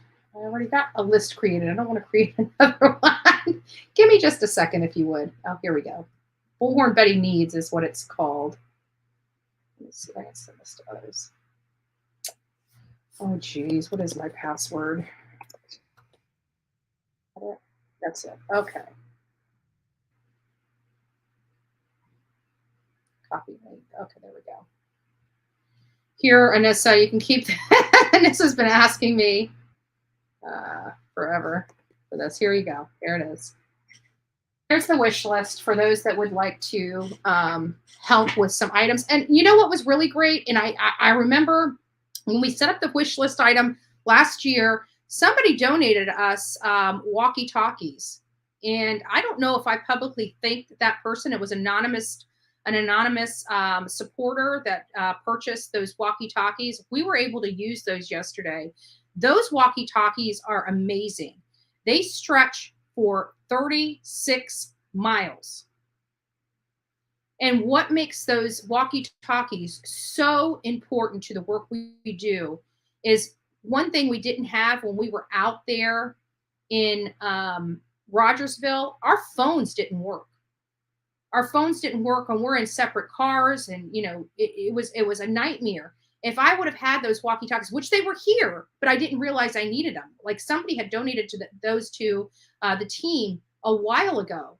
I want to say, golly, I want to say back in December, January, they donated these walkie-talkies to the team. Well, we were able to use those. Those came in handy. I wish I would have thought to bring those with me to Rogersville, Tennessee, because we would have been able to do so much work, but we had to stay so tight together because we had no way of reaching out to one another if we got hurt or if anything happened, if we found something, we had to kind of stick together. If I would have brought those walkie-talkies and the range 36 miles, we could have had a nice little distance between us, covering a lot more ground out there in Rogersville, Tennessee. So it was a missed opportunity for me. But now that I know and I've got them charged up now, those walkie-talkies will go everywhere with me. Again, I don't know which beautiful person out there donated that to our team, but we are utilizing those. We had, many of you guys know, we had an angel donor for the MacBook Pro here. When we first started out this, I had bought a brand new Dell computer. When I went out to, and this is before I came onto YouTube, this is when I was still on TikTok, we went out to the double homicide in Moab, Utah with Kylen Schulte and Crystal Turner. And we did a huge investigation out there on their case. And actually, we came across the suspect in their case. We came across his name. We took that to law enforcement. We did our part out there. But one bad thing is the airline dropped my computer. It dropped my computer in the corner. I don't think I ever showed you guys the damage. Oh, let me unplug all this stuff. I don't think I showed you guys the damage that they did to my computer. I mean, it was pretty bad. And ever since this corner, like I can't put my card in. It doesn't work. This is a 2-in-1. So it was a really good computer, but you're supposed to be able to turn it backwards. And this is as far as it goes. It'll go flush, but won't go back because of the damage to the corner. It can't go back any further than that. If I do, I break the screen. So ever since then, this computer here has been powering down. So we had an angel donor that made our MacBook Pro possible, and we've converted 100% to this MacBook Pro. I literally don't, this is my hard drive, and because it has everything on it, I still have to use it. So I still have to use the Dell to download the stuff from my phone to the hard drive because this hard drive will no longer work or won't work on the MacBook Pro. It won't work on the MacBook Pro because it's not formatted for the MacBook Pro. It's formatted for Windows. So in order for me to start using this on the MacBook Pro, I've got to format it, which means all of my data that I've collected on all these cases would be wiped off here. So that's going to be probably the next thing that goes on the wish list is another external hard drive that I can format for the Dell or for the MacBook Pro. And then I won't need the Dell anymore, except if I'm covering the cases of the files that are on the hard drive for the MacBook Pro. For the Dell. So, you guys have really done a lot of, do you own a canoe? No, and I won't, because we travel all over the country, Lolo. We travel all over the country. We can't carry it with us. Unless the case is specifically in Florida, that buying a canoe, I personally used to have one, but I didn't use it that often. And now that I sold my pickup truck, I don't have an ability to carry it. I have the SUV, and it's just too hard to get on the top of that SUV. So it's easier for us wherever we're at to rent those, because we don't really have a lot. I mean, we've been in the swamp quite a bit, but this is the first one that actually had a waterway. So it wouldn't, it seems like a large purchase that wouldn't be utilized very often, but, once in a while. Because we've been doing this for, well over a year online and going out there and really investigating these cases. And this is the first one that was in the depth of water that it is, where we could actually have used it out of all the cases we've covered. So, yeah, that's that. And Anissa, don't forget to that wish list. Don't forget to save it on your dock. So, because I don't know if I'm going to find it again. I'm not techie. I don't do well. I mean, I know enough about computers to get me in trouble. That's about it. But I don't know how to find all this stuff. So what I really need for the work that we're doing is I tried, let me just go through here. Some of the stuff's for, new equipment for inside the studio, but that's not really the important stuff. The important stuff that we need is like batteries, the water shoes, the snake boots, those types of things. Even we have power stations in here that are solar operated, so we can have power in the areas that we're working. That would be important. It's just simple things like the stuff that just nickel and dime the team to death, like memory cards. We're constantly going through memory cards, or our memory cards are getting corrupted because we are using them over and over again. Those types of things, machetes, those types of things. Anything out in the field that you can think that we would need is probably what we need. But it's mostly machetes. I haven't even put a whole lot because I've been kind of funding this stuff myself. Whenever I need a tent or something like that, I'll go out and get a pop-up tent. If I need chairs, I'll go out and buy chairs. But the stuff that we utilize over and over again are really since I've been out there, I've ruined like 2 pairs of boots out in these jungles, and I actually ruined them within like 2 months of each other. So it's just stuff like that would really help. Rain boots, snake boots, water shoes. I've got wading gear, so we don't need that. We've got 1 machete amongst all of us. We probably could use like a couple more machetes, things like that. And it's just the other stuff, the batteries, the scan cards, the paper, the pen, because we're constantly printing stuff out. We're constantly taking stuff with us. Just general stuff. But those are all the things that we actually need for the work that we do. On this wish list, it's only stuff that I need. I've asked Olivia and Jonathan to prepare a wish list a year ago. They really haven't. Maybe they just got away from it. I'm not sure. We had a lot of cooling off period after the Summer Wells case, because that was really hard on all of us. I mean, it was hard.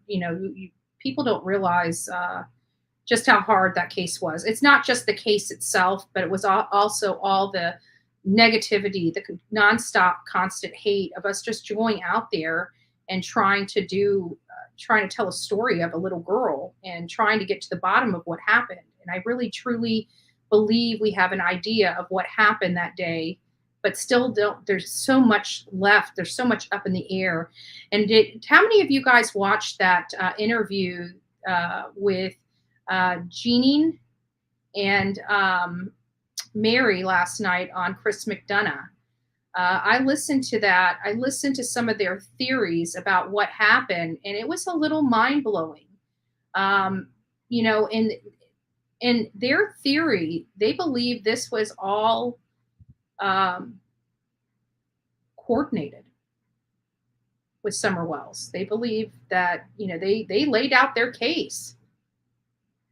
They laid out their case as to what they believed happened and why they believe it happened that way. And it was really impactful to me. And it was like, it gave me a different perspective of what happened. Still the same despicable people involved, right? Nobody's getting away from the fact that Don, Candace, and Grandis, potentially were involved in this. I mean, no matter how we kind of switch the narrative of what happened, the people that we believe did it never change. Never change. But, you know, coming from his stepsisters, which knew him the best, I mean, you know, as disgusting as that is, in some sense, really painted a picture. And I believe their story. Even as so far as, you know, his son, Don, and what he was trying to do with his son and daughter. I believe them. I believe they watched that happen. The way that they described Don Wells was that of what I would expect from a user, from an addict. It goes right in line with everything that I have seen in addicts. His behavior was that of an addict. And so you don't shake that kind of addiction by yourself. And he has had no help whatsoever. None. No help whatsoever. What I mean by help is like AA, NA, CA, none of that. Therefore, he's still that same addicted person. He still has that same addicted personality. He's never changed people, places, and things. He's still doing the same thing 30 years later. The exact same thing, the exact same behavior, the exact same dependencies, everything. Nothing's changed. His past behavior dictates his future.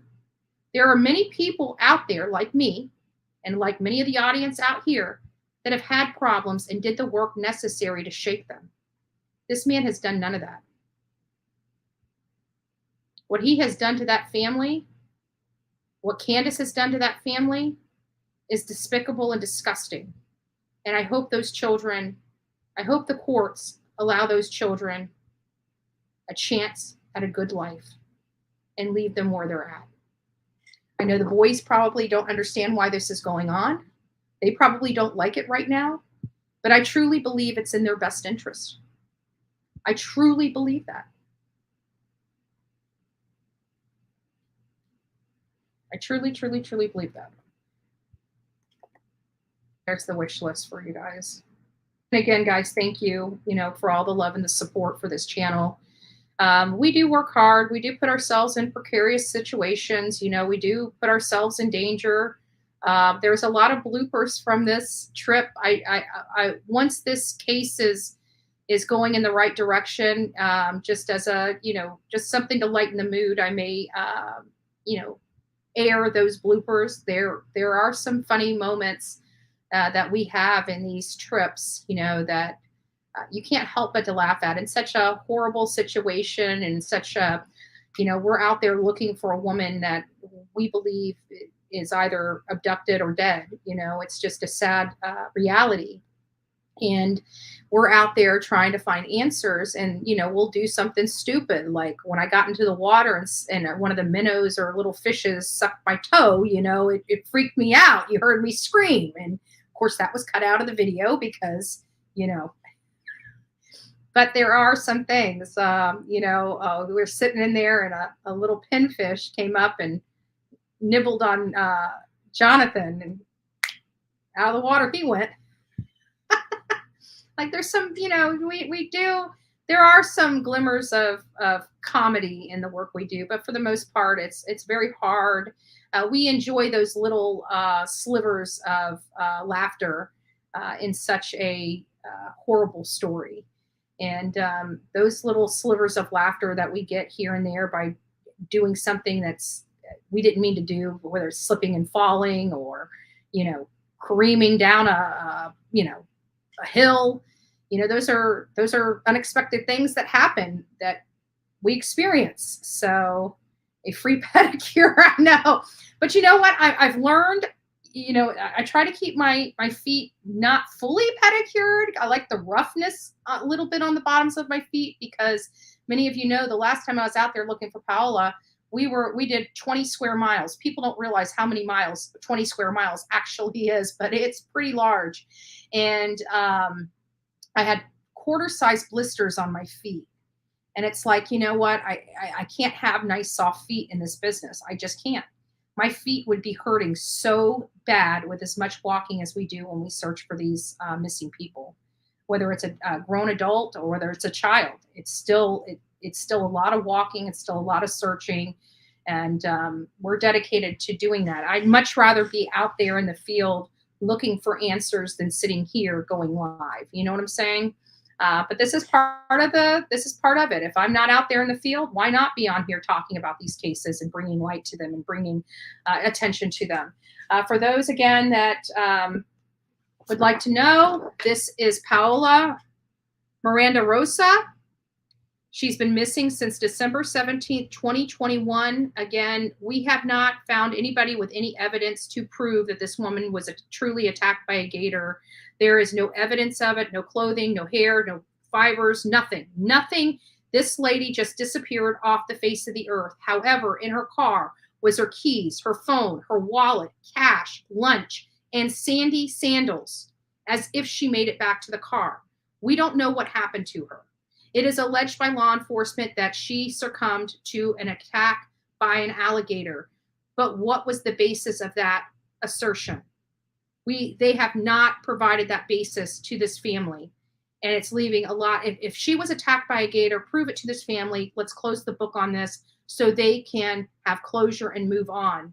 If you cannot prove those allegations, then it's time to start looking into this lady as something with foul play was involved in this case and turn it into a criminal investigation and start doing your job. Osceola County, you need to do your job. This family needs you.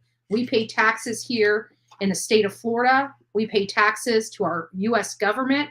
You guys are provided those fees. You guys have a budget. We understand sometimes these cases eat into that very limited budget, but it doesn't stop the work that you're supposed to be doing. You are paid to do a job. We need you to do this job. So we are planning on, if this is the conduct that we're going to be getting from Osceola County, the family is ready to fight. The family is ready to fight. Not in a sense of we're going to war fight, but they're ready for the protest. They're ready to start having their voices heard. And we will be assisting with them, assisting them in that and coordinating that to be outside of Osceola Sheriff's Department, demanding that they start taking this case seriously. And this is to the Osceola, family, law enforcement family. Let's not go to that point, right? We don't have to get to that level. Why don't we just open this case up? She's been gone for 7 months. Make it a criminal investigation so you can provide the evidence. If she was attacked by a gator, then so be it. The family is prepared. But when you're saying that she was attacked by a gator and no longer here, but you have not a scintilla of evidence to support that claim or that opinion or that speculation, you're not doing this case justice, because there is potential, especially where she was, especially being a lone single female, and especially the fact that somebody was videotaping her. Did they videotape anybody else in that park? If not, then why her? Why her? Thank you, Amy. The state representative from that county needs to be informed. And there's no other person to help inform that person than me. Right? So maybe that's a great idea. Maybe I've just got to put it on the list and start getting to work. And I may do just that. I may do just that, Amy. Maybe that's what I'll do this afternoon is be working on reaching out to Osceola County, kind of stirring the waters, letting them know that we're paying attention. And if I need you guys to help, I'll let you know. They should protest at Hawkins County on behalf of Summer. Actually, we did. But it was in the freezing cold weather, and so we didn't have a lot. I mean, outside of Sonia coming out there, Sonia and Justice for All, We didn't have a big turnout for our protesting out there. But maybe it's something that we need now that we're in warmer weather. Maybe it's something that we definitely need to really consider going out there and, telling them that we support law enforcement, but enough's enough. We need action. There's enough meat to the bone on child welfare crimes, period. They shouldn't have to have a judge telling them, oh, you need to look in this as a criminal investigation. What? You don't need a judge telling you that. You have enough evidence of a crime, you are required to act on it.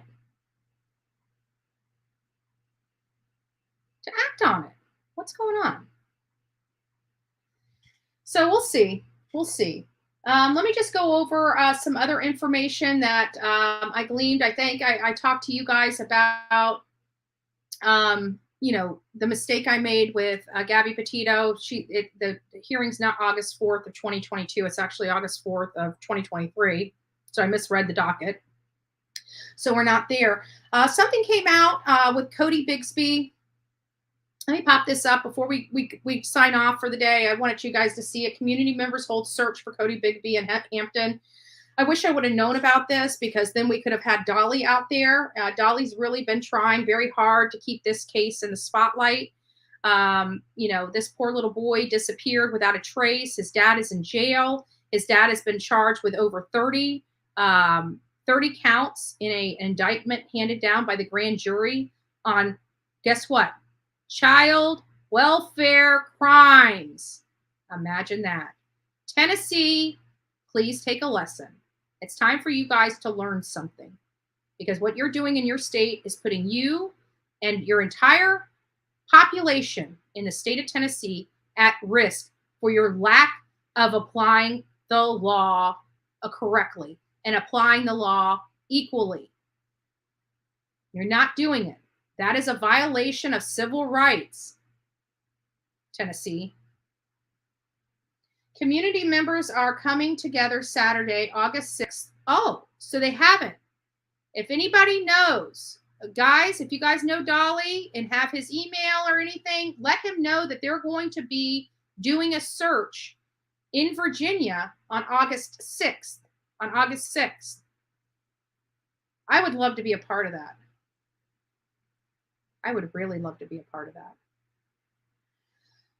Community members are coming together August 6th to continue searching for missing 4-year-old Cody Bigsby. According to the Facebook event, community members will likely take part in a search the 200 block of Ronalette, if I'm saying that right, it's Ranalet, Ronalette Drive at 1:45 p.m. Organizers are also asking those interested to RSVP by August 3rd. If you guys are going to be in and around this area, maybe RSVP to go help. It's on their Facebook event post. Let me see if I can pop that up so you can see which one it is.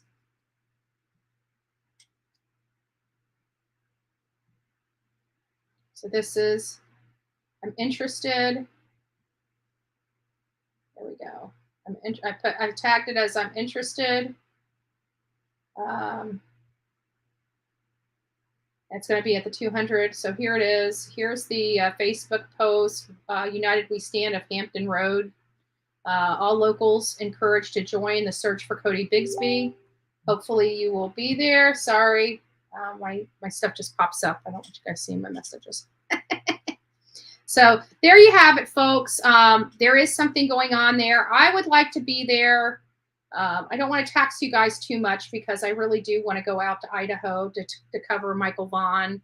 But maybe I can, if anybody's from Virginia that can help me, I'm willing to go. I'm willing to go and take part in this search. So just let me know how I can help, and how you can help and whatever. But this is for August 6th. Today's August 1st. That's 5 days. So if I'm going to go there, I've got to leave.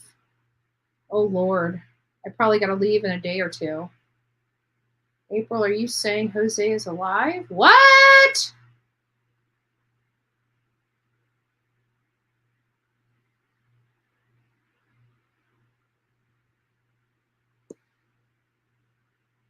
So Andrew went on Prayer Garden and said he had a gag order over Jose. Well, that's a little odd, April, because he was on here and I asked him about a gag order for the Wells case, and he said he didn't know of any that right now.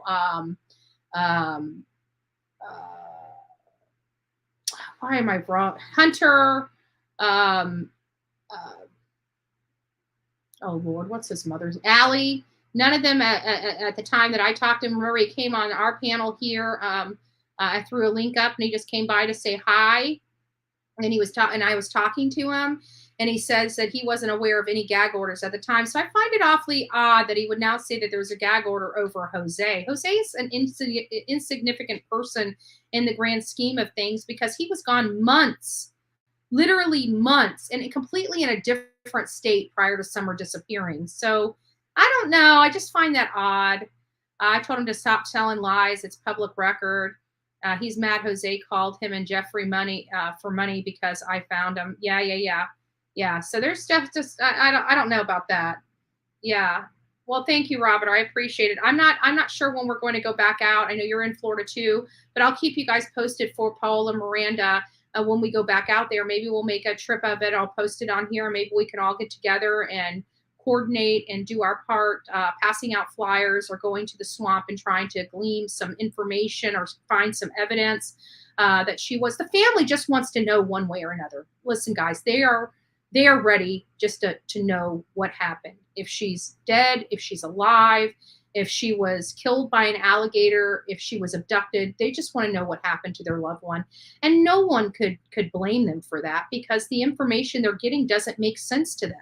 And if something doesn't make sense to them, their worry box stays open. Law enforcement needs to close that worry box if, in fact, this was a gator attack. Just show the family how you came up with that determination. That's what they need right now. And if it was a gator attack, case closed, right? Why is this case still open? Why is it not closed so we can actually get the records that we need for this case? Again, anyways, getting back to Cody Bigsby, a search, let Dolly know if you guys see him or hear from him today, that there's a search that is going on in the community on August 6th. Like I said, I don't know if I can go out there. I would love to do nothing but go out there and try to help find this little boy.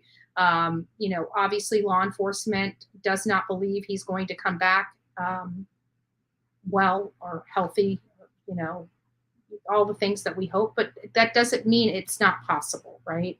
Anything is possible, and we're going to keep our focus on that. We believe that this is possible, and we believe that, we can find him in whatever condition, and at least, if at worst case scenario, put the boy to rest so he can rest at peace. I started a channel so I could show everyone the metadata. Okay, this is my information, and I found fought tooth and nail to get it. Okay. They returned a true bill. Let me go back up here. Hey, Rosemarie, nice to see you. You know who we haven't seen here, and I got to say this while I go up and try to make heads or tails of your comment, is our friend Sepsis Kills, Emma. I haven't seen her here in a while, and many of you guys know that she has not been very well, and starting to get, I don't have any phone number for her. She's across the pond, obviously. So if you guys see her in another chat, just tell her hi, and we're thinking of her. But I haven't heard from her. I haven't seen her in other chats, and I'm starting to get worried about her. So if you guys do see Emma, aka Sepsis Kills, please just tell her we're thinking of her and praying for her, and I hope she's doing well. And Emma, if you're watching bedside, you're still in the hospital or whatever, I just wanted to give you a shout out. I just want you to reach out and just let me know you're doing okay. We know the kind of medical stuff you've been going through, and it's we just pray for you. We just pray for you. We want the best for you. Well, there is no death certificate issued. Nothing. She has not been considered dead. If they believe a gator attacked her and this is a case closed, well, exactly. That is the point. Where is the death certificate? Where is the closed file saying she was attacked by a gator and what evidence they have? They still have this case open as a missing person. Yet they're telling the family and the public that she was killed by an alligator with no supporting facts or evidence. And it's just irritating the family. They just want to know the truth. That's it. They just want to know the truth. So let me just get through all of this. Again, guys, August 6th. I'll let you guys know tomorrow or the next day if I'm going to be going. Oops, I just got out of that. Hold on, let's see what that one was. Oh, that was just the everybody joining the efforts. So I did go and state that I would be interested in doing that. We don't need this open anymore. Michael Vaughn, nothing really going on in his case. There is something going on in Kristen Smart's case. This came out about a couple hours ago. Devastating testimony from friends as Kristen Smart's murder trial begins. Remember, they had a stall in this case because one of the jurors was not feeling well or could not attend. They didn't want to do an alternate juror, so they actually stopped the whole trial so this person could come back and be part of it. Although Kristen Smart's body has never been found, the trial for her murder is fully underway in Monterey County. Opening arguments began this week in Salinas. The trial was moved there due to the concerns about the ability to conduct a fair trial in San Luis Obispo, I can't pronounce that, where Smart's disappearance from Cali Paul campus in 1996 remains the county's most infamous cold case. Around 2 a.m. Memorial Day weekend, 1996, Smart, a 19-year-old Cal Poly freshman, headed back to her residence hall after attending a frat party. Smart was accompanied by 3 fellow students. 2 peeled off before reaching her dorm, walking back to their residence. The third, Paul Flores, later told police he dropped her off at the campus, or on campus at the intersection of Grand and Perimeter Road in San Luis Obispo. Smart was never seen again. Prosecutors say Paul Flores, now 45, killed her. His father, Ruben Flores, 81, is accused of helping him cover up the crime by burying Smart's body under the family's Grand home, Arroyo Grand home. Paul and Ruben Flores have pleaded not guilty to the murder and accessory to murder, respectively. They are being tried for simultaneously with separate juries. So it seems like both of their cases are going on at the exact same time, but it seems like all the media is focused on Paul's case as opposed to Ruben's. While the entire community banded together to search for Kristen desperately, Paul and Ruben Flores did not join in. Deputy District Attorney Christopher Puvarell told the jurors in his opening argument, "You'll never hear Ruben Flores.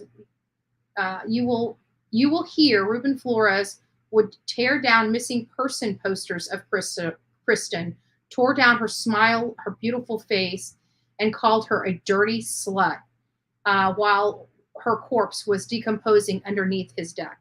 That really kind of drives home this family, Paul and Ruben. Don't think Ruben doesn't deserve these charges. The 81-year-old, look at that girl. And his son took her away, and he's calling her despicable names. Are you freaking kidding me? Your son killed this beautiful girl, and you're calling her names.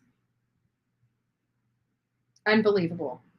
While prosecutors argue the father and the son cover up the crime for decades, the defense has implied that it's not even clear Smart was killed the night she went missing. During testimony from Kristen's mother, Denise Smart, last week, defense attorney Robert Sanger questioned her about a letter she sent Kristen shortly before the teen disappeared. Denise Smart described the, at times, harsh letter as a buckle up, buttercup message intended to motivate her daughter, who was struggling to adjust to college and adult life. And many young adults that go to college deal with this very same thing. My sister dealt with it. I dealt with it. You know, you get into this, you have your freedom, you have the college experience, you able to have, the ability to leave without asking mom and dad for permission. It can have a negative effect. You know, sometimes kids changed their entire life going to college. And this is no different. Their entire life was changed by their daughter going to college. Sanger suggested the letter was a window into Kristen's mental state at the time and was implied that it was possible she ran away due to the pressure she felt. Give me a break. So we're 26 years later, and this defense attorney still believes the daughter just ran away, never talked to her parents again over one measly little letter. Do you know how many times me and my family have fought, had arguments, had screaming matches? You know? I didn't run away. Yet she was intoxicated, but thought while she was intoxicated, visibly intoxicated, according to her friends, but somehow when she was visibly intoxicated, enjoying being intoxicated, she's thinking about this damn letter her mother sent her. And let's run away because my mommy sent me this letter, right? Come on. Who the heck, who would believe that? Jurors also heard from numerous witnesses who met Paul Flores during the week Kristen Smart vanished. One, Kendra Code, said Flores tried to kiss her multiple times at Memorial Day weekend party. Code said she physically rejected Flores, pushing him to get him away from her. Code also testified that she noticed a tall girl who was identified as Smart struggling to walk, presumably due to intoxication. She saw Smart fall down at one point. Code said Flores stood over her when she did. Code claims she warned Smart about Flores and asked if she needed a ride home. Smart allegedly turned her down. Vanessa Shields, who lived a few doors down from Smart's at the time, also took the stand. Shields said she recalled watching Flores leer at Smart at several parties in 1996. This was not the first time he just looked at her and wouldn't take his eyes off her. Talk about creepy, right? That was creepy. Describing him as creepy and unsettling, Shields said Smart did not reciprocate Flores' interest. He was creepy, socially awkward, Shields said, always alone. We all have that type, and he was not Kristen's type. Shields also said she believed Flores killed her. And there's the father, the despicable man that blames the victim. So don't think this 81-year-old man, don't feel bad for him. He's right where he needs to be. He's right where he needs to be. We know the family is now on John Benet Ramsey is now taking the gloves off and willing to go the legal route if the Boulder, Colorado Police Department does not do anything to help them with the DNA evidence. For those that would like to do their part and help this historic case, please reach out to Colorado Governor Jared Polis. You can reach his phone at 303-866-2471 or email him at Governor Polis, GOVERNORPOLIS at state.co.us. And that's really all I have for this morning. So I know that there are other creators jumping online right now and going live. So I'm going to go ahead and get off here. I'm going to say have a great week. Today is a Monday. We're starting the week off. We have a choice today to have a great day or a crappy day. Don't let anybody pee in your Cheerios. Have an amazing day. God bless each and every one of you. And guys, don't forget to go out there and be fearless.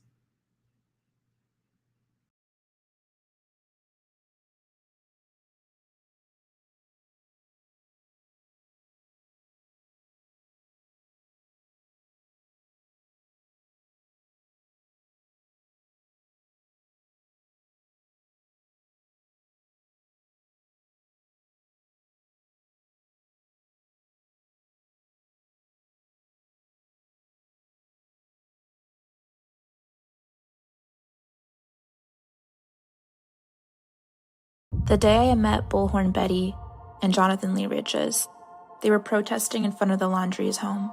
I began to document them, and little did I know, the three of us would spend the next few months traveling together. Nothing scares us, even if it means crossing a freezing cold river and getting wet. We put our lives in danger, because we want to find answers. It gives us purpose, even if it means going undercover to get those answers, or visiting the scene of a crime and paying our respects. Searching for the truth isn't easy. It gets you out of your comfort zone and makes you see things in a different perspective. And it's this perspective that we want the world to see. At the end of the day, we fight for justice. We fight for those who don't have a voice. We fight for those who were silenced.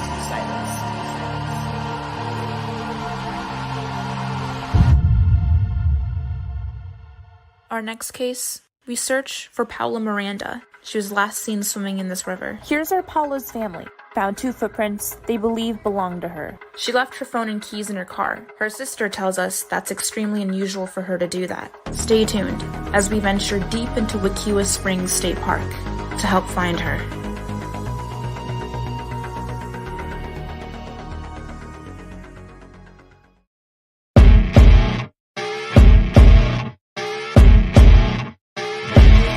As you wake up in the morning, you want to find the latest, greatest information about criminal cases and have an intuitive conversation about the suspects associated with these cases.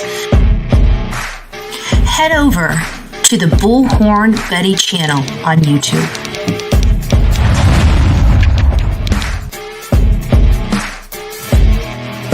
Get breaking news right here on the Bullhorn Betty channel.